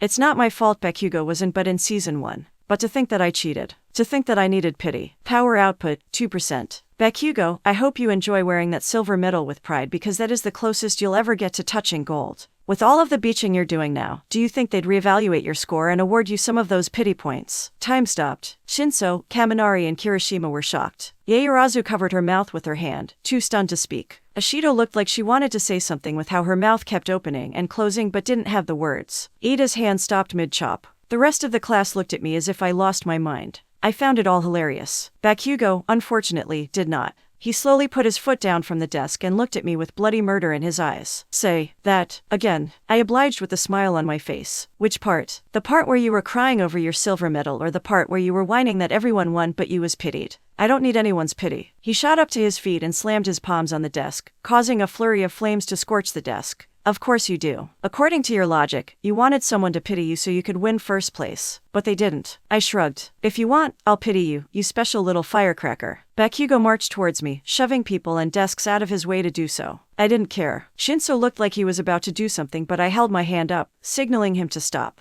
I had this handled. The second he was in my personal space, Bakugo grabbed me by my shirt and lifted me up until we were face to face, my legs hanging in the air. I could hear the nostrils flaring. I could smell my shirt burning in his hands and the FLC curls of fire dancing on his hands. I didn't struggle or fight back, I simply stared him dead in the eyes. "Who? The FCK. Do you think you're talking to?" He growled at me. My tone was jovial. "I'm so sorry. Where are my manners? We never formally introduced ourselves." "Well, I'm Mineta Minoru. You know, the guy who got 1st place." "You're Mineta?" The demon questioned. "The one and only." I refused to believe that a weak 4%. Pathetic, 7%. Insignificant bug like you, 10%, could ever get a higher score than me in anything. I'd be amazed if you could get a single point on your own. You're barely half my height, 15%. And yet, here I am. Half your size but twice the hero that you are. Now put me down before I go David on your Goliath butt, you silver medalist Deku. The face Bakugo made at my last insult would forever be etched into my brain. Unfortunately, his utter shock turned into blind rage as he dropped me like a bag of bricks and Isekai'D back his right hand to eradicate me from the face of the planet.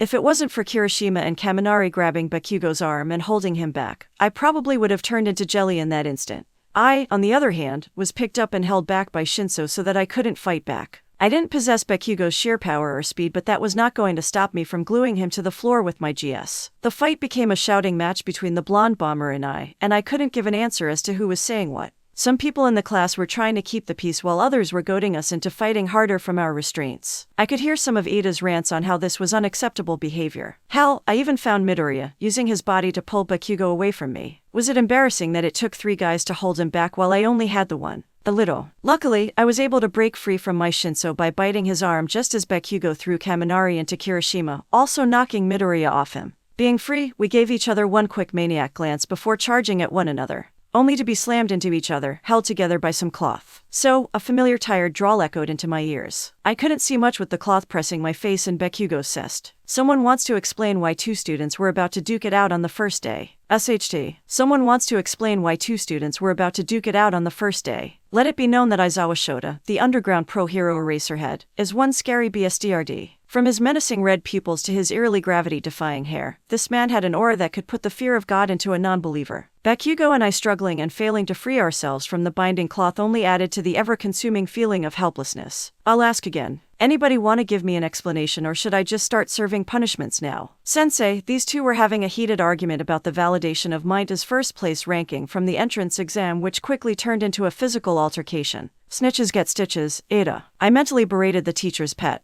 I wanted to say something to defend myself, but my BLD slowly transformed itself into ice when Aizawa returned his cold gaze towards me and left me with not much to say. And I couldn't see what angered expression Bakugo was making, but having my ear flat on his chest, I could hear the rapid thumping of his heart going into overdrive, proving that he was just as terrified as I was. After a minute, or an eternity, it was strong to tell, of him glaring at us, Aizawa finally dropped the intimidation act and loosened the binding cloth. And it was strange watching the man go from a certified badass to pseudo-homeless man at a moment's notice. Bakugo and I didn't waste a second separating from each other when given the chance. We gave each other one last menacing glance before returning our focus to the pro-hero in front of the class. But this fight was far from over. Feeling a weird breeze, I looked down at my school uniform. The part that Bakugo grabbed me, namely my collar and the top few buttons of my uniform, were burned off, leaving me with a tattered V-neck and slightly tanned skin near my neck. If Aizawa noticed the frayed state of my uniform, he wouldn't make a show of it. He simply lifted his yellow sleeping bag and opened it, revealing the cache of blue uniforms hidden inside. "We don't have a lot of time. I'm Aizawa Shota, your homeroom teacher." He then dropped his infamous sleeping bag onto the floor. "Everyone, grab a uniform and meet me down on the PE ground." What about the UA ceremony? Uraraka asked nervously. "If you want to be heroes, we don't have time for frilly niceties. Now get dressed. You have 15 minutes. Without another word, Aizawa exited the classroom. The class let out a collection of sighs and affirmations of relief when the pro-hero was gone. "FCK, that was close," I whispered to myself. Aizawa didn't expel us on the spot. But did that mean that we were off the hook, or was this the build-up for an even bigger punishment? Once everyone was dressed and out on the fields, Aizawa explained that we were going to perform a quirk apprehension test, as he did in canon. It went as it did in the original. Our homeroom teacher wanted us to give it our all with these basic activities, while using our quirks. He even allowed Bakugo to give a demonstration by performing the ball pitch with his explosion quirk. However, just as the class was about to split up to start the first test, Aizawa had one more thing to say. "Bakugo and Mineta," he said, grabbing our attention. "Since you two were determined to fight over first place, whichever one of you gets the lowest score will be expelled." I choked on my spit and the vocal side of our class started voicing their complaints, telling our homeroom teacher that it was unfair to have the explosive hero and I compete for our spots at UA. Because it was completely unfair. He wanted to pit me against Bakugo in a test of physical prowess. The worst part was that I didn't know if he was bluffing or not. In canon, Aizawa tossed out the expulsion punishment to motivate the class to do their best. Now, I don't know if he genuinely wanted to get rid of one of us to save himself from the headache of dealing with us fighting in the future. Unfortunately, Aizawa was less than sympathetic to our pleas that morning. And don't think I'm letting the rest of you have fun with this. Whoever goes in last place will be expelled as well. That statement killed any protest the class had. Great. Now there were two threats of expulsion hanging over my head. Unlike the rest of us, Bakugo was enjoying this turn of events. Hands in his pockets, he looked down on me, both figuratively and literally, with the biggest SHT-eating grin on his face. "This is going to prove once and for all that I'm more deserving to be number one than you, SHT Stain." He cackled. I took a deep breath and said nothing back, balling my hands into fists. He laughed at me while following the rest of the class towards the site of our first trial. "It's only our first day and we are under the threat of expulsion," Shinso muttered bitterly. "You alright?" I want his head on a pike. I snarled. Shinso nodded. "Your quirk is versatile and you're smart. You'll think of something. I, on the other hand, don't have a chance because my quirk doesn't help me physically." I blinked. While I was happy that Shinso believed in me, hearing him question his chances made me put a pin in the FCK Bakugo, and everything he loves anger that I was holding. What does that mean? I thought. His quirk was perfect for this. Was he going to go through this ordeal without using it? "What is your quirk?" I asked. I already knew what it was, but I needed him to stop thinking with his hero, villain quirk mentality. As expected, he blanched at the question, but I kept going. I want to know what you're working with so I could offer some advice on how you could use it for the apprehension test. You should be more focused on how you're going to beat Bakugo, he deflected. I can multitask. I wasn't going to let him snake his way out of this conversation. He didn't say anything for a few minutes as some of our classmates were doing the 50-meter dash. After making sure no one was eavesdropping on our conversation, he whispered, "My quirk is brainwashing." I nonchalantly nodded. How does it work? Shinso looked at me in surprise. I guess this is the part where people would make a big deal or freak out about being in the presence of someone that could make you do their bidding against your will. Well, he started, when someone verbally responds to me, I can put them into a trance and make them do simple tasks, but I can't make them think or do anything too strenuous without losing the connection. Dude, that's perfect. You can brainwash someone into doing the work for you. I can't. He almost shouted but quickly lowered his voice before garnering the class's attention. I can't just brainwash people. It's wrong. And they'll think my quirk is villainous. 1. There is no such thing as a villainous quirk. Any but can use their quirk to do villainous deeds, I explained. And 2, Aizawa basically told us to cheat however we can with our quirks. So, as long as you don't use your quirk to embarrass or disrespect a classmate, you should be okay. But, no buts, I interrupted. You have an amazing quirk. It SCK how useless it was in the entrance exam, but now it's your time to shine. Now get ready because I think you're next. True to my words, as Shinso opened his mouth to protest, Aizawa called for him to go next. He sighed in resignation, and I flashed him a thumbs up as he headed towards the 50-meter track, but not before making his way to Ida. I don't know what Shinso said to get Ida to talk back, but after a few words, Ida stopped moving his arms robotically, and obediently followed Shinso to the track. Is it weird that when he's under Shinso's control, Ida acts less robotic than usual? Everyone questioned what happened when both were standing at the starting line because Ida had already taken this test. But Aizawa made no attempt to stop the duo. Shinso gave some commands and Ida obeyed without question, giving the insomniac a piggyback ride before zooming down the 50-meter track with the same speed as his first try. Aizawa marked down the time. There were shouts of foul play, mainly from Bakugo, but Aizawa simply shrugged and continued with the test. Ida snapped out of the trance, let Shinso down from his back, and the two returned to where the rest of the class was standing. There were classmates wanting answers on what he did to Ida, but Shinso gave no comment. I guess he wanted to keep his quirk a secret until after the test was over. I was made to go last, which made sense. My GS couldn't be removed from the field and anyone who tried would get stuck. I heard some snickering but paid it no mind. I guess it's funny from their perspective. A toddler-sized high schooler demanded to run 50 meters in under 4 seconds to compete with another student who could propel themselves with explosions. Well, I guess it was time to subvert expectations. Mineta, why are you getting undressed? Aizawa called out. I folded my shirt and laid it on the ground. My quirk sticks to everything, including clothes. I kicked off my sneakers. So, if I want to give my best performance, I need as much skin as possible. Aizawa sighed. Are you at least wearing something appropriate underneath your uniform? I pulled down my brief, revealing my purple Speedos, which oddly earned a wolf whistle from someone in the class. Aizawa did not protest with my choice of clothing, so I folded my brief and placed it with my shirt. Why did you bring a pair of Speedos to school? Asui asked. Because if I needed to use my quirk or if I got into a fight, I didn't want to worry about getting caught in my own GS, I replied, piling a sur of GS about my height on each side of the starting line. Were you going to fight Bakugo in those Speedos? Ashido laughed. If it came down to it, probably, yeah, I answered honestly. My comment must have stunned a few classmates because the laughing stopped. Between the sur of GS, I created a bead chain of GS connecting the two piles. In fact, I was wearing the Speedos underneath my uniform this morning. Had I been paying attention, I would have seen Bakugo's look of disgust at the thought of fighting a half-naked dwarf. So, you were prepared to get into a fight on your first day of school? Ada queried. I pushed my bear back into the chain of GS and started walking backwards, away from the starting line. To get into this school, most of us had to destroy death machines. If that was the baseline for what they expected out of us, I thought it would be for the best if I came to school prepared to fight. It wasn't until later that Shinso explained to me how Aizawa nodded his head in agreement with what I said. Everyone else looked at me in a new light. So, what exactly are you making? Kaminari asked. This question I answered with a crazed grin on my face. A slingshot. With the two surs on the side of the track acting as a frame and the chain of GS as the band, I had effectively created a slingshot with me as the projectile. When I couldn't go back anymore because I reached the max of my GS elasticity, I shouted, Sensei, let me know when I can go. And, now, I wish he said it with a little more gusto. I quickly tucked my legs into my chest and allowed physics to work its magic. My makeshift slingshot sent me flying down the track like a bullet train. My landing strategy could have been better. For example, it could have existed. I was so focused on getting my slingshot set up that I forgot that I needed a way to stop myself. I crashed into the ground and tumbled for a bit before I stopped. I hear some classmates coming to my aid, others too shocked seeing me move at such a velocity. but I got up and dusted myself off, showing that I was completely fine, if a little dirty. Shock absorption for the win. Aizawa didn't seem to care that I crashed. He simply announced my 2.87 seconds to the stun class and asked us to move along to the next test. Shoji stared at the wall in front of him without blinking as he squeezed Shinso's dynamometer to the point where it nearly broke under his immense strength. Strength was not one of my strengths, so I decided to get clever. I stuck my grip tester onto the wall with one of my GS. With it hanging there, I gripped it and used my hanging body weight to put more pressure on the device, giving me a higher score. That's cheating. Bakugo snarled at me. Aizawa walked by, silently taking note of Shinso and my pressure readings on his clipboard, and then moved along to check the others without acknowledging Bakugo's presence. I grinned at the enraged Bakugo.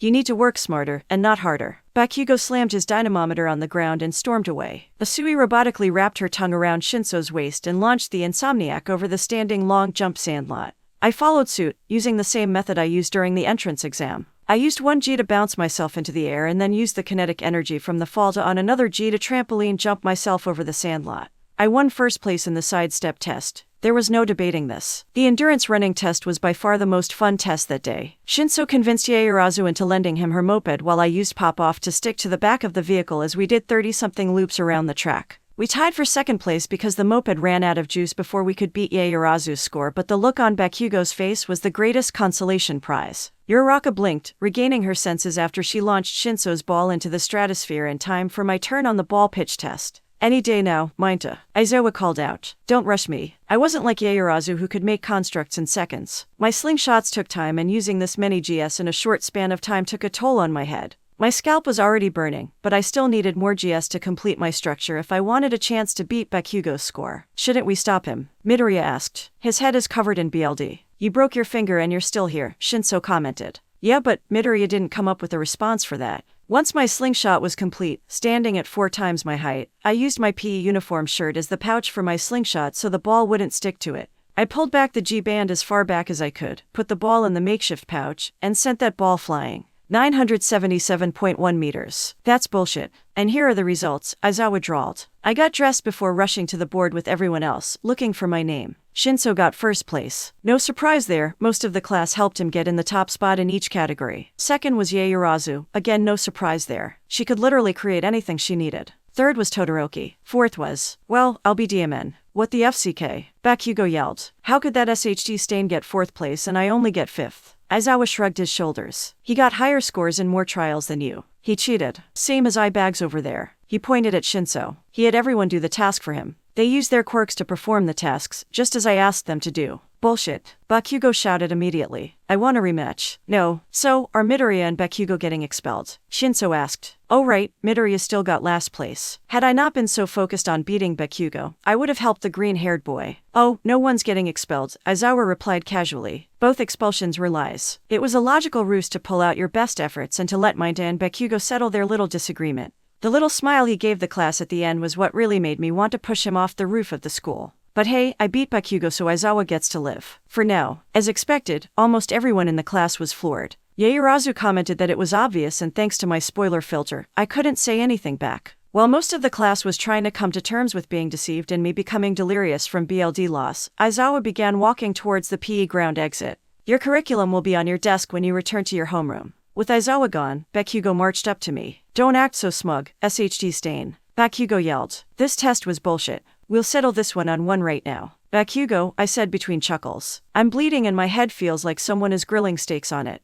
I really don't give a FCK about what you think. I won, you lost. Try again next time. Despite my fatigue and aching skull, the smile I gave him was downright malicious. Silver medalist. I'm going to FC King kill. Bakugo. Wah! All the anger in Bakugo's face disappeared and the fire in his eyes died. He was frozen in place. I turned around to see Shinso standing there with his hands in his pockets looking annoyed. I laughed. Oh my god, you brainwashed him. This is too good. Make him do something stupid. Mineta.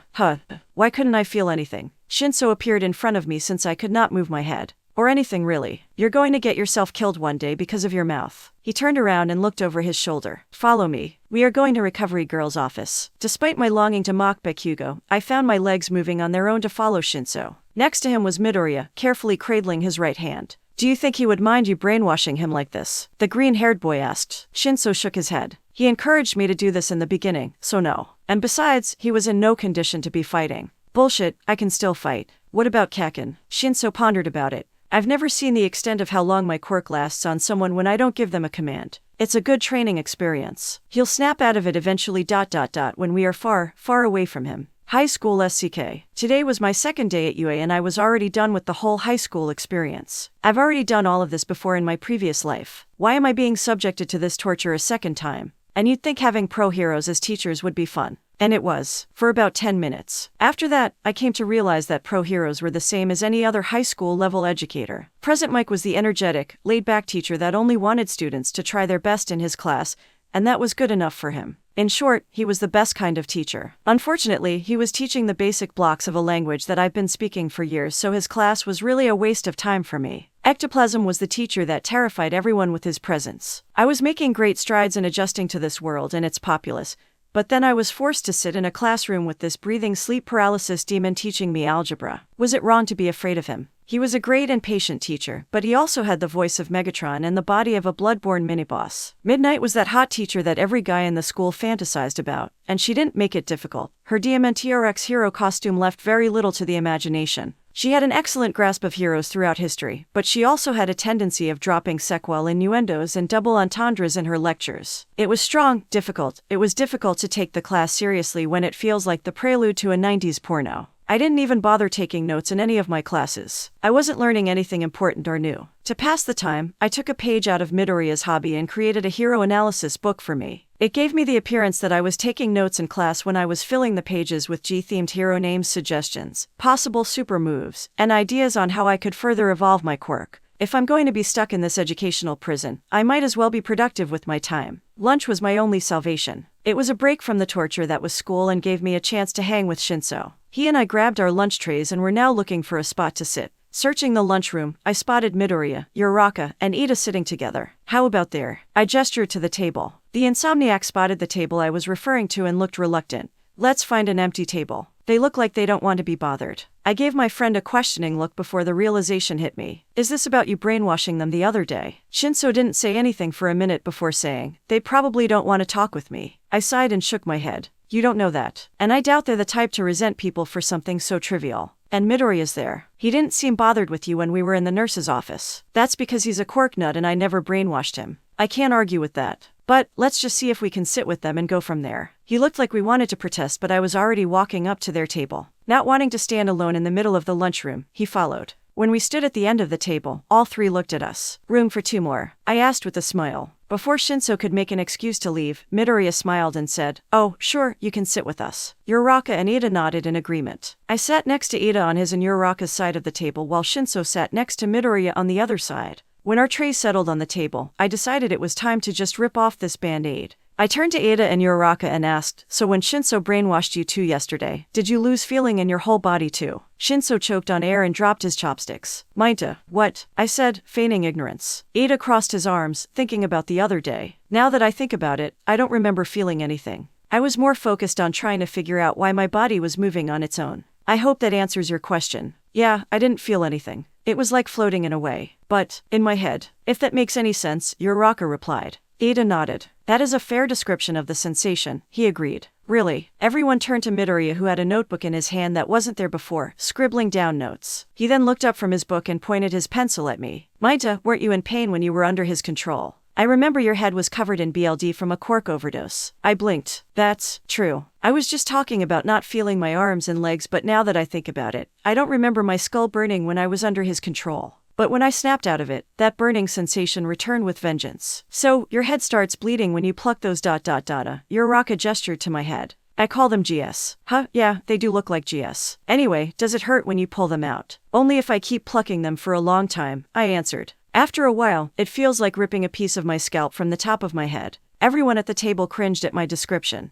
Interesting, Midoriya muttered. It seems like being brainwashed takes your focus away from the pain. Or maybe it also has a second ability to turn off nerve endings. Shinso, who was sitting back and watching the byplay of the conversation about his quirk, was shocked to find no one making a big deal out of it. Wait, so you guys aren't mad? The trio blinked in unison and turned to the insomniac. Mad? Why would we be mad? Iida asked. I brainwashed you. It wasn't that bad, Uraraka responded. It was strange but not bad. And besides, it was a quirk test. We were supposed to use our quirks to the fullest extent. Ada nodded his head in agreement. Yes, all I ask is next time, if there is no urgency, please alert us before you do it so we may mentally prepare ourselves. Shinso was speechless. Not only were they not mad, but they expected this to happen again. And they were okay with it. Normally, people freak out or call me a villain when I use my quirk. Ada chopped his hands aggressively. While your quirk could be used for devious acts, there is no reason to call someone a villain, Ada said. Midoriya shook his head with a hand on his chin, focused on his notes. From what I gathered, your quirk has a lot of heroic potential too. You can stop crimes and bring in criminals non-violently, which is good for keeping property damage to a minimum compared to most brawler-type heroes. You could de-escalate hostile situations, rescue civilians too overwhelmed or shocked to move on their own, stop dangerous quirk users who are rampaging or panicking if they can't control their quirks. And seeing that people you brainwash don't feel pain, you could also— Okay, we get it. I interrupted, stopping the muttering storm. I couldn't understand anything he said after de-escalate hostile situations. The point is there is no such thing as a villainous quirk. Shinso looked around the table, seeing that everyone at the table agreed with my statement. Thanks, he said in a small voice. To hide the tiny smile growing on his face, he started eating his lunch. Well, if that matter is settled, Ada spoke, turning to me. I have a question for you. I blinked in surprise. Sure, hit me. Are you planning to continue wearing Speedos during your time at this school? He asked in a stern tone. Because I don't believe Speedos are proper attire for heroic training. I stared at him, wondering if he was serious. My hero costume should be G-proof, I answered earnestly, but if my Speedos are too distracting, I could just work naked if that's what you want. Uraraka spat out her drink at an unsuspecting Midoriya, trying to stop laughing. Shinso grabbed the napkins dispenser in the middle of the table and handed it to the green-haired teen. I'm sorry, she apologized between laughs. I'm so sorry. It's okay, Midoriya said, drying the soda from his face. Shinso groaned. Please don't. Recovery girl still doesn't like talking to you after the last time. Midoriya gasped. Last time? Wait, recovery girl saw you naked. Was that why she seemed so hostile to you yesterday? Yes, recovery girl and I didn't get along. When I went to her to heal me yesterday, that old lady took one look at me and her mood instantly soured. She was professional and healed me as she would for any other student in need, but she was giving me the stink eye the entire time. The entrance exam, I explained. After it ended, my breather still stuck to one of my GS and I got tired of waiting for help, so I took them off. I didn't know recovery girl was standing behind me. Out of nowhere, she just starts yelling at me to put away my tallywhacker and how kids these days have no decorum. Showing up without a shirt that time didn't really help with my case. You flashed a pro hero. Uraraka giggled. It wasn't intentional. I cried out. And she's a nurse. She should have seen naked people before. Ada chopped his hands aggressively. That is still completely inappropriate.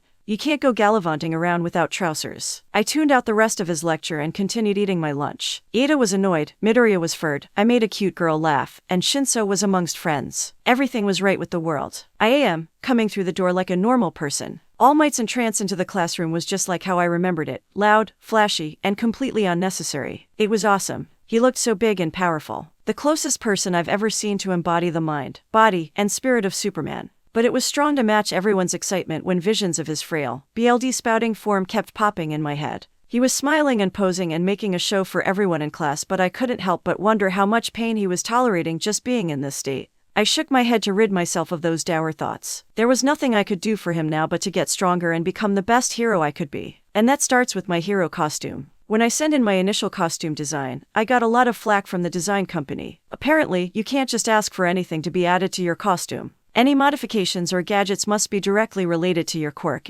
or to limit or neutralize drawbacks that are caused by your quirk. I sent a list of what I wanted, and I got a statement back that said they were, and I quote, physically, financially, and morally unable to fulfill my requests, and how they were concerned that someone would be requesting such items in the first place. They even used legal terms like against the Genevieve Convention to dissuade me. What they didn't understand is that my class will be fighting the League of Villains soon and I needed every advantage I could get my hands on. Whatever, I'll get Hatsune to work with me when I eventually run into her. After a lot of back and forth between me and the design company, we finally came to a final design. It wasn't much, but it will have to do for now. My hero costume was a modified version of my predecessor's original costume. It was a dark purple skin-tight bodysuit with some lightweight armor underneath. I also altered the design of the original Goofy Kitchen. and rain boots to yellow strong knuckle combat gloves with purple G-shaped knuckles and yellow combat boots with purple soles. I kept the cape. I know I'm spitting in the face of everything that Edna Mode taught me, but the new cape had modifications that outweigh the disadvantages. I also added yellow elbow pads, yellow forearm guards, and yellow knee pads for extra protection, as well as to do more damage when I slam my elbow or knee into someone while I'm moving at a high velocity. My purple domino mask was the real marvel of technology. I don't know how they did it, but they managed to shove X-ray vision, thermal vision, and night vision into this little mask. To SWCH between these modes, I needed to press a small button on the top right side of the mask. And finally, for the piece de resistance, a white utility belt that hung securely from my waist with purple pouches that contained first aid and a few surprises. I had to get rid of the diaper. Or was it supposed to be a fruit bowl? Whatever, it was gone, and I was better off without it. I looked and felt like a badass. After getting dressed, I joined the rest of the class on the urban street setting ground beta. While I waited for Shinso and the others, I took a moment to judge my classmates' costumes. I've always been in Buttman, but Yaoyorozu was making a great counter-argument with her Tig-all biddies. Her costume was made for fanservice only and no one could convince me otherwise. There were so many impracticalities, from the lack of actual protection to the butt shelf, that I wondered if she designed this herself, or if her vision was perverted somewhere along the way. Hagakure's costume was so horrible. It was just gloves and boots. I prayed that I'm not her partner, because it feels like standing next to her is a meant case waiting to happen. I know I'm the last person to talk, but I at least wore Speedos. I don't let everything hang out. And the Speedos were only a temporary solution until I could get my costume. It didn't make sense how we were in the 22nd century with quirks and technological advances, yet we couldn't create clothes that also turned invisible. Todoroki was a walking bright neon sign for therapy. His entire left side was covered in ice. Was his fire half immune from frostbite? Was he constantly using his right side to stay warm under all that ice? But then that would just melt the ice, right? Regardless, I've made it my mission to stay away from all Todoroki family-related drama, because I was not a licensed therapist, and there are no benefits in sticking my nose in the family business of emotionally stunted pyromaniacs. I hated to admit it, but Bakugo had the coolest hero costume in the class hands down. The design, the color scheme, the gauntlets, he looked like a certified badass. If he wasn't such an butt, I would have extended a hand of friendship. Who knew what kind of hell we'd raise if we were on the same side? Your costume is not bad. I turned around to find Shinso, along with Ida and Uraraka, walking up to me in their hero costumes. And you actually incorporated breathe into it. I was a little worried you wouldn't. Shinso's costume was simple, a black, long-sleeved shirt with a purple X crossed over the top with a matching pair of black breathe, tucked into a pair of black combat boots with purple soles. He also wore a pair of black fingerless gloves and had a purple utility belt around his waist. What I didn't understand was why he had a strange black mouthpiece that hid his mouth and chin. I rolled my eyes. I only wear the Speedos because. Your quirk, I know. Sorry, but I can never be too sure with you. I raised a questioning eyebrow. You think I would spend my hero career running around in a pair of Speedos? Their silence spoke volumes. I decided to ignore their thoughts on my sanity and focus on how awesome we looked. Well, I think all your costumes look cool too. Thank you, Mineta, Ada said. I took inspiration from my older brother, Ingenium. I had to fight to keep the frown off my face when I was reminded of his brother and his demise at the hands of Stain. Thanks, Uraraka said, distracting me with her costume as she twirled in place. They made it skin tight when I wanted it to be a little fluffier, but it's not bad. It looks great, I complimented. My eyes lingered for a moment longer on her costume before I returned my focus to Shinso. And I have to ask, what's with the face mask? It's called the artificial vocal cords. It changes the sound of my voice. Since my quirk doesn't work with electronic devices like microphones, this device uses plates to change my voice. I continued his train of thought. The enemy hears you, thinking you're someone else. They respond back, and then you brainwash them. My eyes widened at the thought. That's genius. Guys, wait up. Midoriya was the last one out of the locker room and we were introduced to his original green bunny costume. What are you wearing? Shinso questioned. It's my hero costume. Midoriya answered. Shinso didn't have anything to say to that.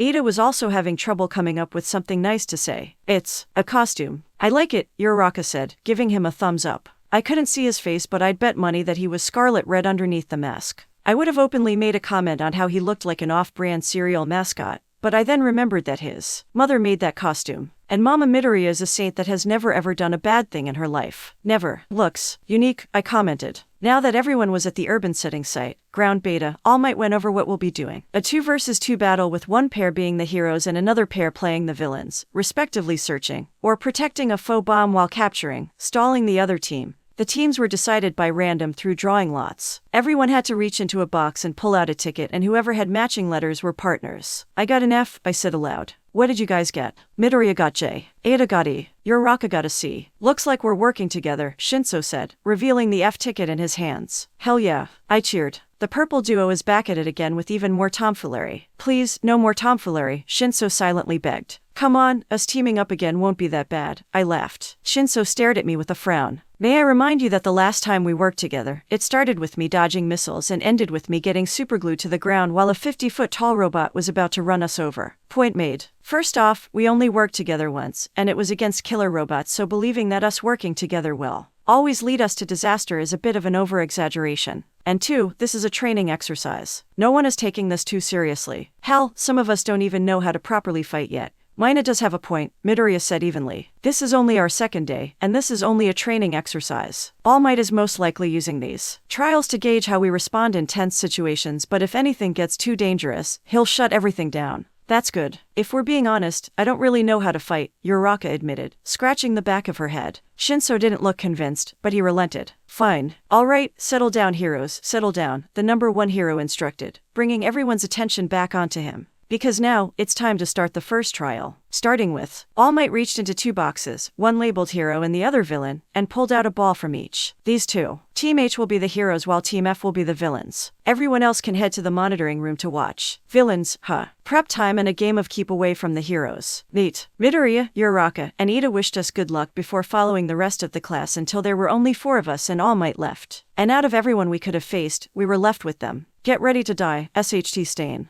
Bakugo laughed maniacally, hands sparking with mini explosions. This was a training exercise, there should be no reason for him to be this feral. No more games. I'm gonna prove to you once and for all that I'm the better hero. Bakugo's partner, on the other hand, was the opposite. Cold, stoic, and silent, yet had his eyes glaring at us as if he also had some stakes in this match. I didn't understand, what was Todoroki's beef with us anyway? I know everything was randomly selected, Shinso stated flatly. Yet, I cannot shake the feeling that this is somehow your fault. You can't keep blaming me when things like this happen, I objected. However, you do have more evidence that proves we attract the worst trouble when working together. All Might laughter boomed in the air, completely unaware of our opposing team's longing to do harmful things to us. That's the spirit. We're going all out in this match, so don't hold anything back. And don't be afraid to get hurt. Now then, heroes, villains, follow me to battle building so we may commence with this trial. The observation room was buzzing with excitement as 16 heroes in training were about to witness their first combat battle trial. This trial was also incredibly interesting as it could be the deciding factor in ending the ongoing feud between Mineta Minoru and Bakugo Katsuki. Those two have been at each other's throats since the first 10 minutes of the school year,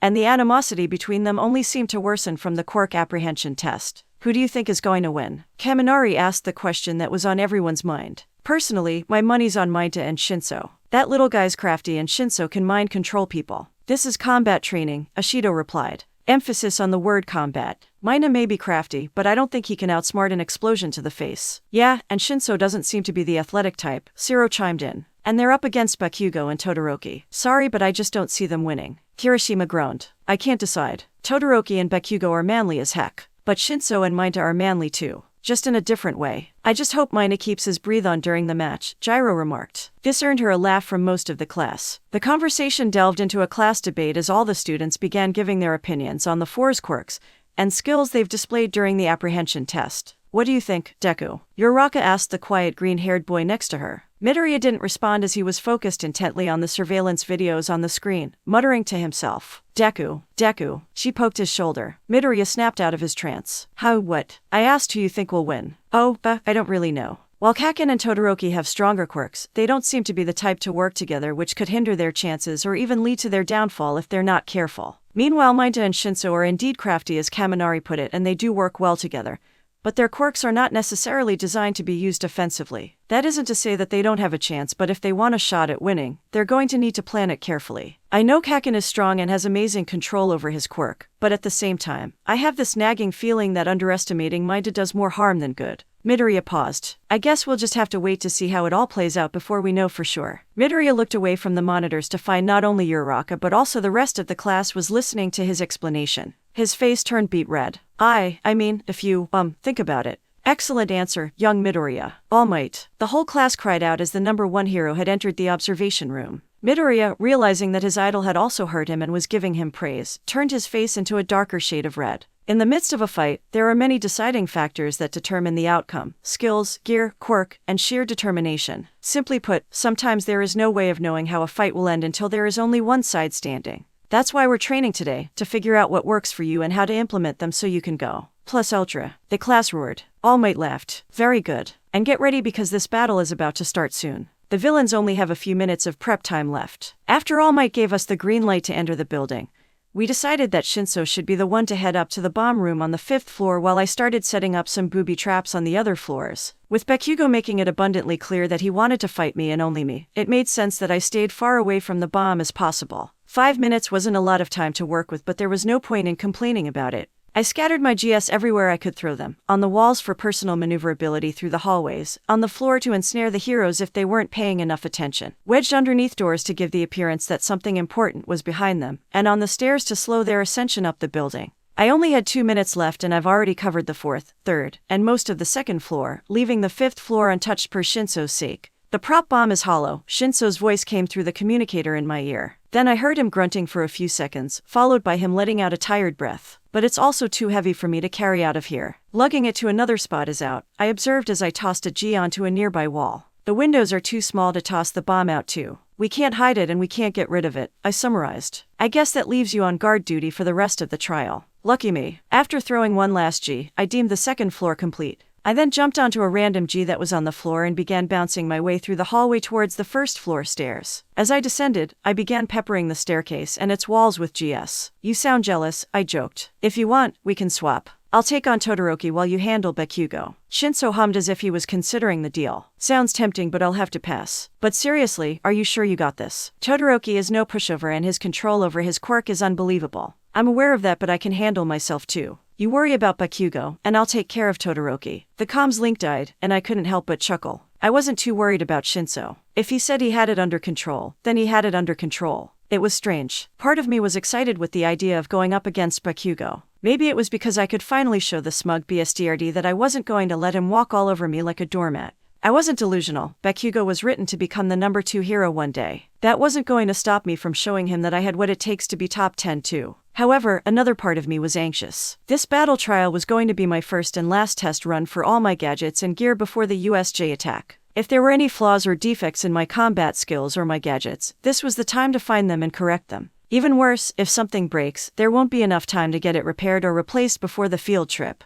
There was an army of muscle-headed villains willing to kill us, a man who can turn anything he touches into dust, a dapper portal machine, an all-might killing abomination, and I wanted everything I could get my hands on at my disposal to protect me and my classmates. No, don't dwell on that now. I need to stay focused on the present. Speaking of gadgets, I think I know the perfect one to use right now. My right forearm guard that I've dubbed the Jelly Maker. I pressed a button underneath my forearm brace and the top of the guard cranked open, revealing 3 empty slots for my GS. Once I loaded the slots, I pressed the button again and then the guard closed, squeezing the G inside. As it turned out, my GS weren't just RBB ball with an adhesive coating, they were more like Mama Mineta's hair. Where hers was malleable, thick, and fluid-like, mine came out as solid, compact spheres. All my Jelly Maker did was apply pressure and heat to my GS until they transformed into a gooey state while keeping their adhesive properties. Once the GS were liquefied inside the guard, the front of the Jelly Maker then extended a nozzle for the jelly to fire out. The only downside of the Jelly Maker was that I could only load up 3 GS at a time and it took time for the GS to become jelly. I was the size of a toddler so I couldn't walk about with big gear on me, slowing me down, so I made do with what I have. Regardless, time was running out and it was now time to play the role of a villain. Shoto waited patiently for the trial to start, they still had a minute or more to go. God, this is taking forever. His partner complained loudly. Bakugo was not the most patient person he's ever met. Then again, Shoto didn't know many patient people. Then again, he also didn't know that many people outside of his family either. Regardless, Bakugo spent the waiting time pacing back and forth in front of the building, muttering loudly and angrily to himself about how he was going to destroy Mineta, or as if he referred to him, SHT Stain. Shoto, on some level, could understand his teammate's plight. The short purple boy has bested Bakugo twice now, despite his subpar quirk or his small stature. Mineta was odd, but he was also cunning and a bit unpredictable. But Shoto was not afraid of Mineta, because there were no tricks or deceptions that could get past his mother's ice. His only threat to their victory was Shinso. Shoto didn't fully grasp how his quirk worked, but it somehow allowed Shinso to control his classmates and make them do his bidding. Shoto grimaced at the thought. Forcing others to act for his own personal gain reminded Shoto too much of him. Why the hell are you making that face for? Half and half. Half and half was the nickname that Bakugo bestowed onto him since the beginning of this trial. It made sense. His hair was split in the middle, making half his hair white and the other half red. Nothing, Shoto replied. Bakugo stared at him intently for a moment, trying to see if there was something more behind it, but eventually dropped the topic. Whatever. Just remember when we go in there, you stand behind me while I'm looking for that little SHT stain.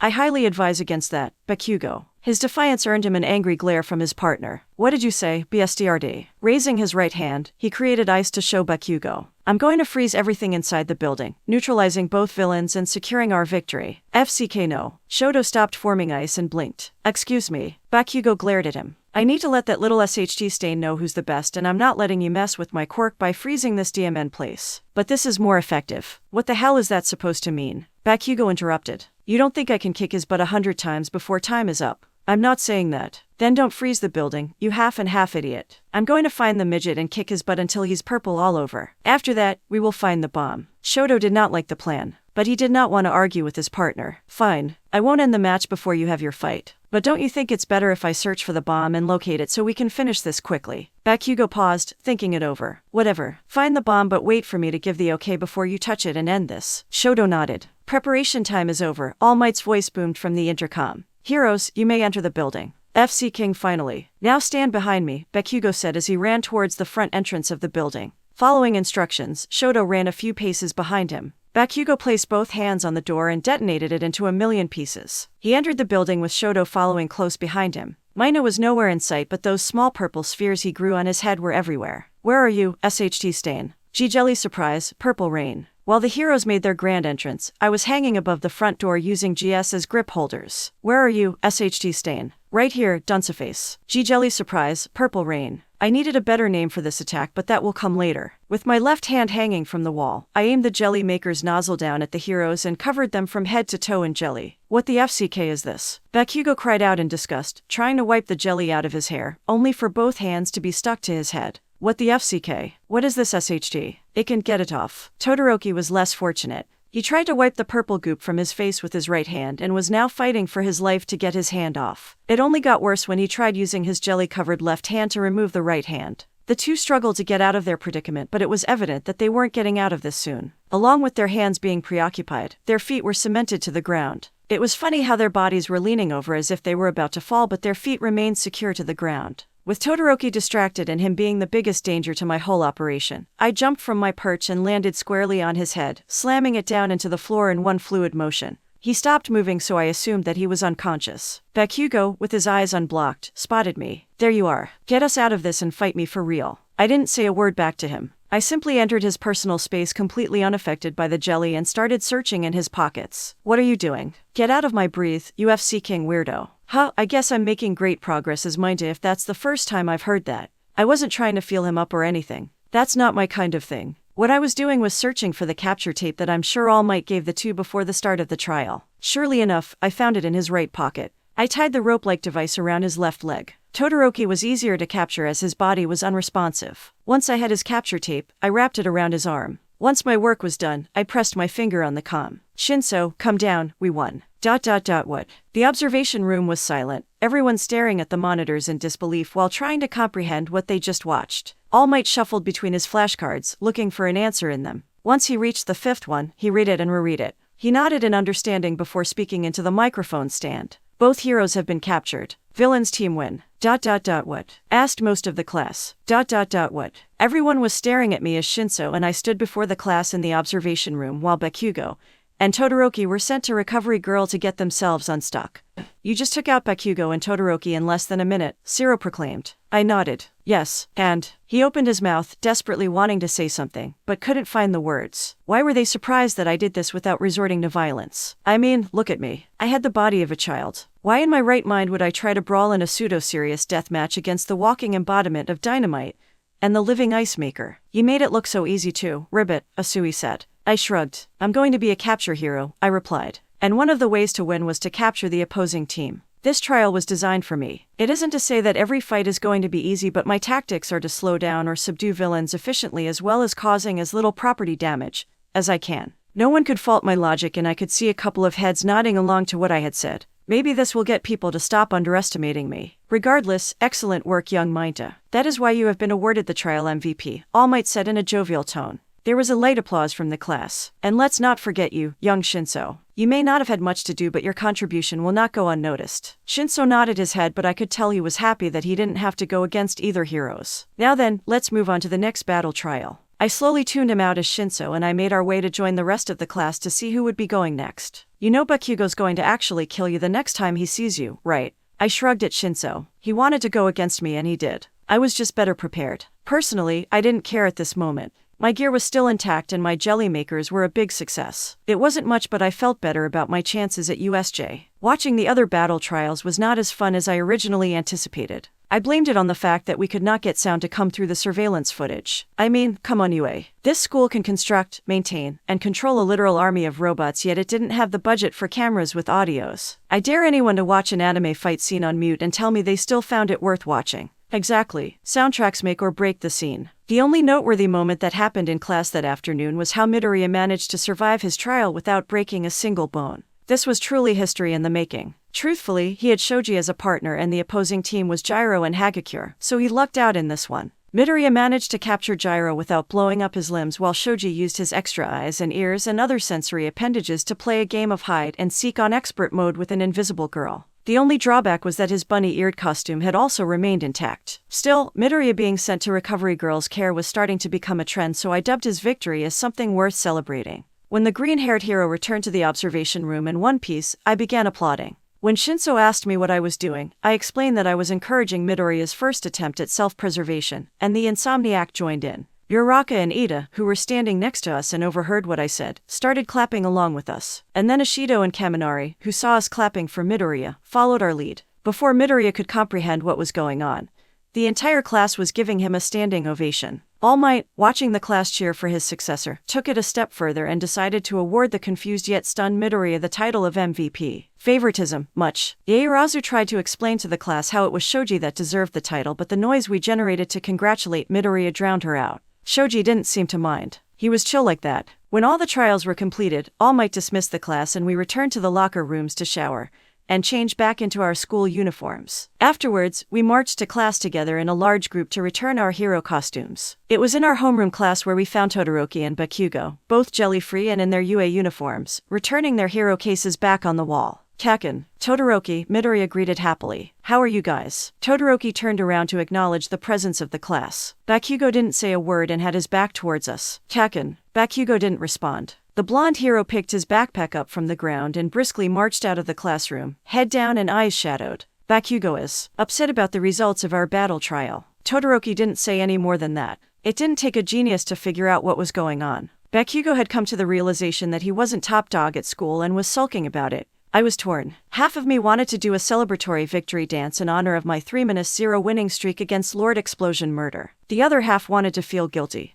Midoriya, the bleeding heart, handed Shinso his hero gear. I'm going to go check on him. He then rushed out the door to catch his childhood friend. With the drama taking place outside, the rest of the class returned to the task at hand. I silently thanked whoever was in charge of making me the student number 19. My spot on the retractable wall shelves was second to the bottom. Perfect for my height. Todoroki grabbed his backpack and swung it over his shoulders. But rather than head for the door, he walked over to me. Odd. Mineta, he greeted me. Todoroki, how are you doing? Did Recovery Girl give you a good bill of health? I decided that I wanted to play it safe and keep the conversation light. Sure, Endeavor wasn't but I didn't think Todoroki was a bad guy. A little socially inept, sure, but not a bad guy. I'm doing well actually. Recovery Girl healed a minor skull fracture and then sprayed me with something to get that slime off my face and costume. She did the same for Bakugo as well. His stoic tone made it strong for me to tell if he was upset with me or not. He wasn't trying to drop an iceberg on me, so for my peace of mind, I decided to go with not. I gave a small smile. Good. Sorry for stomping on your head like that. I guess I got a little carried away. But no strong feelings, right? I understand. You got us with a simple yet effective surprise attack. I nodded. Think why. Unfortunately for you, that will be your last chance at ever getting a victory over me. I swore I heard a record scratch somewhere in my head. Excuse me. The only reason you won was because Bakugo ordered me not to freeze the building. Had I done so, neither you nor Shinso would have stopped me. I just don't want to let this little victory get to your head. Next time, you will not be this lucky. I froze. Did he really just say that? Judging from some of the shocked glances everyone around me had, I guessed that I wasn't making this up. To be fair, he was right. My quirk wasn't flashy nor did it provide offensive qualities. I had the body of a toddler and the strength to match one too. Even if I had my costume, there was nothing in my utility belt that could have stopped him either. In a one-on-one fight, I definitely wouldn't stand a chance. But that look on his face and the certainty in his voice, like he could just write me off without a second glance. It PSS me the hell off. Todoroki. My hands clenched into fist. I stared into his heterochromia eyes and spoke in a calm and concise tone to make sure my next few words hit home. Don't FC King underestimate me. Todoroki narrowed his eyes and looked down at me while mine fought to convey my burning rage and determination. Neither of us moved or said another word, but something was created in that moment. A challenge or a promise, something I couldn't put into words, but it hung over us, and it wasn't going to go away anytime soon. Todoroki turned around and calmly walked out of the class, taking all that negative tension with him. With the CLCK of the door closing, the class let out a sigh of relief that they didn't know they were holding. What just happened? Sato asked. It appears that Mineta has challenged Todoroki to a duel of sorts to prove that his victory was not due to luck and circumstances, Takoyami quietly surmised, shaking his head. I cannot begin to fathom what cruel and sinister plans they may have in store for each other. Duel. Like in those old westerns films. Kirishima's eyes shone like stars. That's so manly. The class continued gossiping amongst themselves behind me as I continued trying to burn holes through the classroom door. I guess word got out that the number one hero was teaching at UA. Judging from the crowd size, there had to be a journalist from every major news station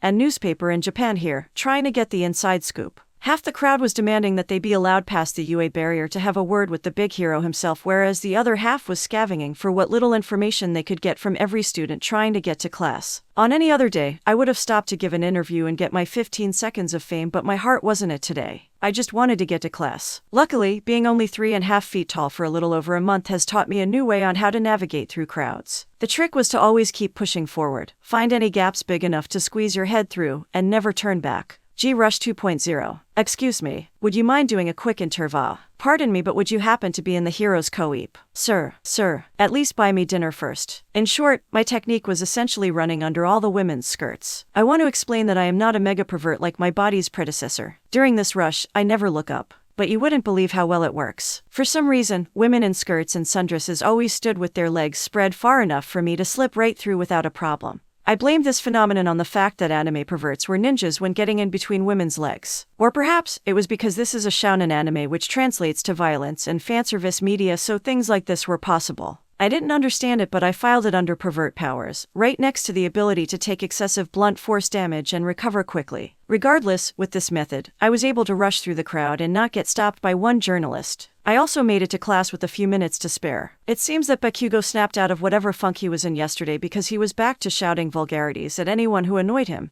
and making angry side glances at me, looking ready for another fight. I was used to this, Bakugo. However, there seems to be a new rule to our squabbles. If neither of us start SHT, there won't be SHT. In other words, if he doesn't openly provoke me, I won't openly provoke him. Todoroki, on the other hand, he was sitting in his seat, waiting for homeroom to start. He was as calm and collected as he usually was, as if yesterday never happened. Ugh, I felt so stupid. Of course, he's not going to act any different. Despite the bravado I had standing up to him, he still had the power to wave his right hand and turn me into a G-popsicle. He was right, I only beat the two of them because I had the element of surprise and, if what Todoroki said was true, a handicap. I didn't have anything in my arsenal that would help me if he went through with his plan of turning the building into a meat locker. At the same time, I don't want this to be my peak. I already asked Mama Mineta last night to schedule me to see a quirk doctor on the weekend. Finding out my GS can be turned into jelly was a happy accident, I discovered when I was going back and forth about my hero costume design. The original Mineta probably didn't know he could do that.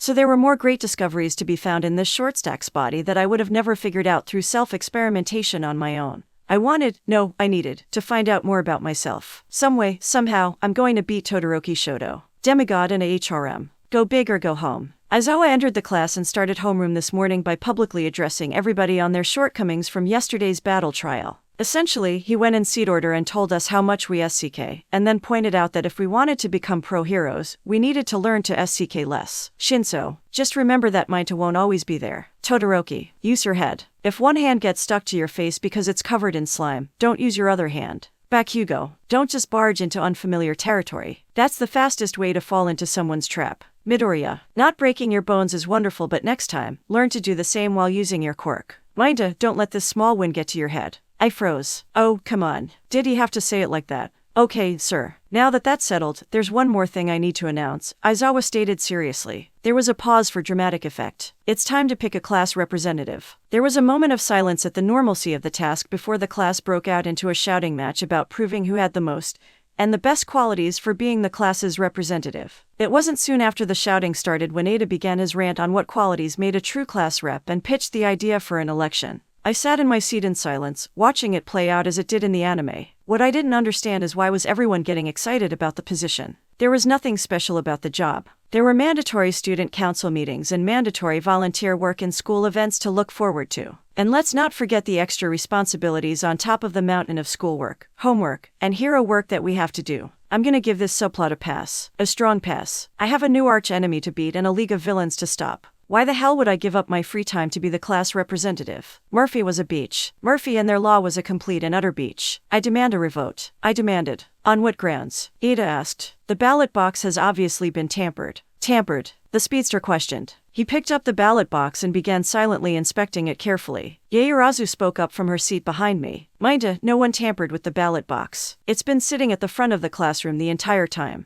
If someone messed with it, we would have all seen it. Then please explain how I got the most votes. On the blackboard, my name was written at the top with 6 tallies on the side of it. Underneath it was Yaoyorozu with 2 tallies. Everyone else had only 1 vote. Gyro raised a brow and dryly said, because 6 people voted for you. I want names and addresses. Now, there is a small crack on the bottom, left corner of the ballot box, Ada stated. If you would give me a moment, I can fetch another ballot box. Yaoyorozu sighed. Ada, you don't need to. Yes, do it now. Ada nodded and left the classroom in search of another ballot box. Kanamori scratched the back of his head in confusion. Mineta, dude, you won. You should be ecstatic. You the class representative. My eyes bored into the lightning-haired hero's soul. Did you vote for me? Well, you see. I smelled guilt on him. He will be the first to suffer. Gyro was quick to defend him. Get off his back, Mineta. So he voted for you. I don't know why, but so what? What's wrong with being the class rep? I don't want to be an errand boy. The class looked confused. Errand boy? Someone asked. Yaoyorozu cleared her throat to grab my attention. Being class rep is more than being an errand boy, Mineta. There are a lot of responsibilities that come with it.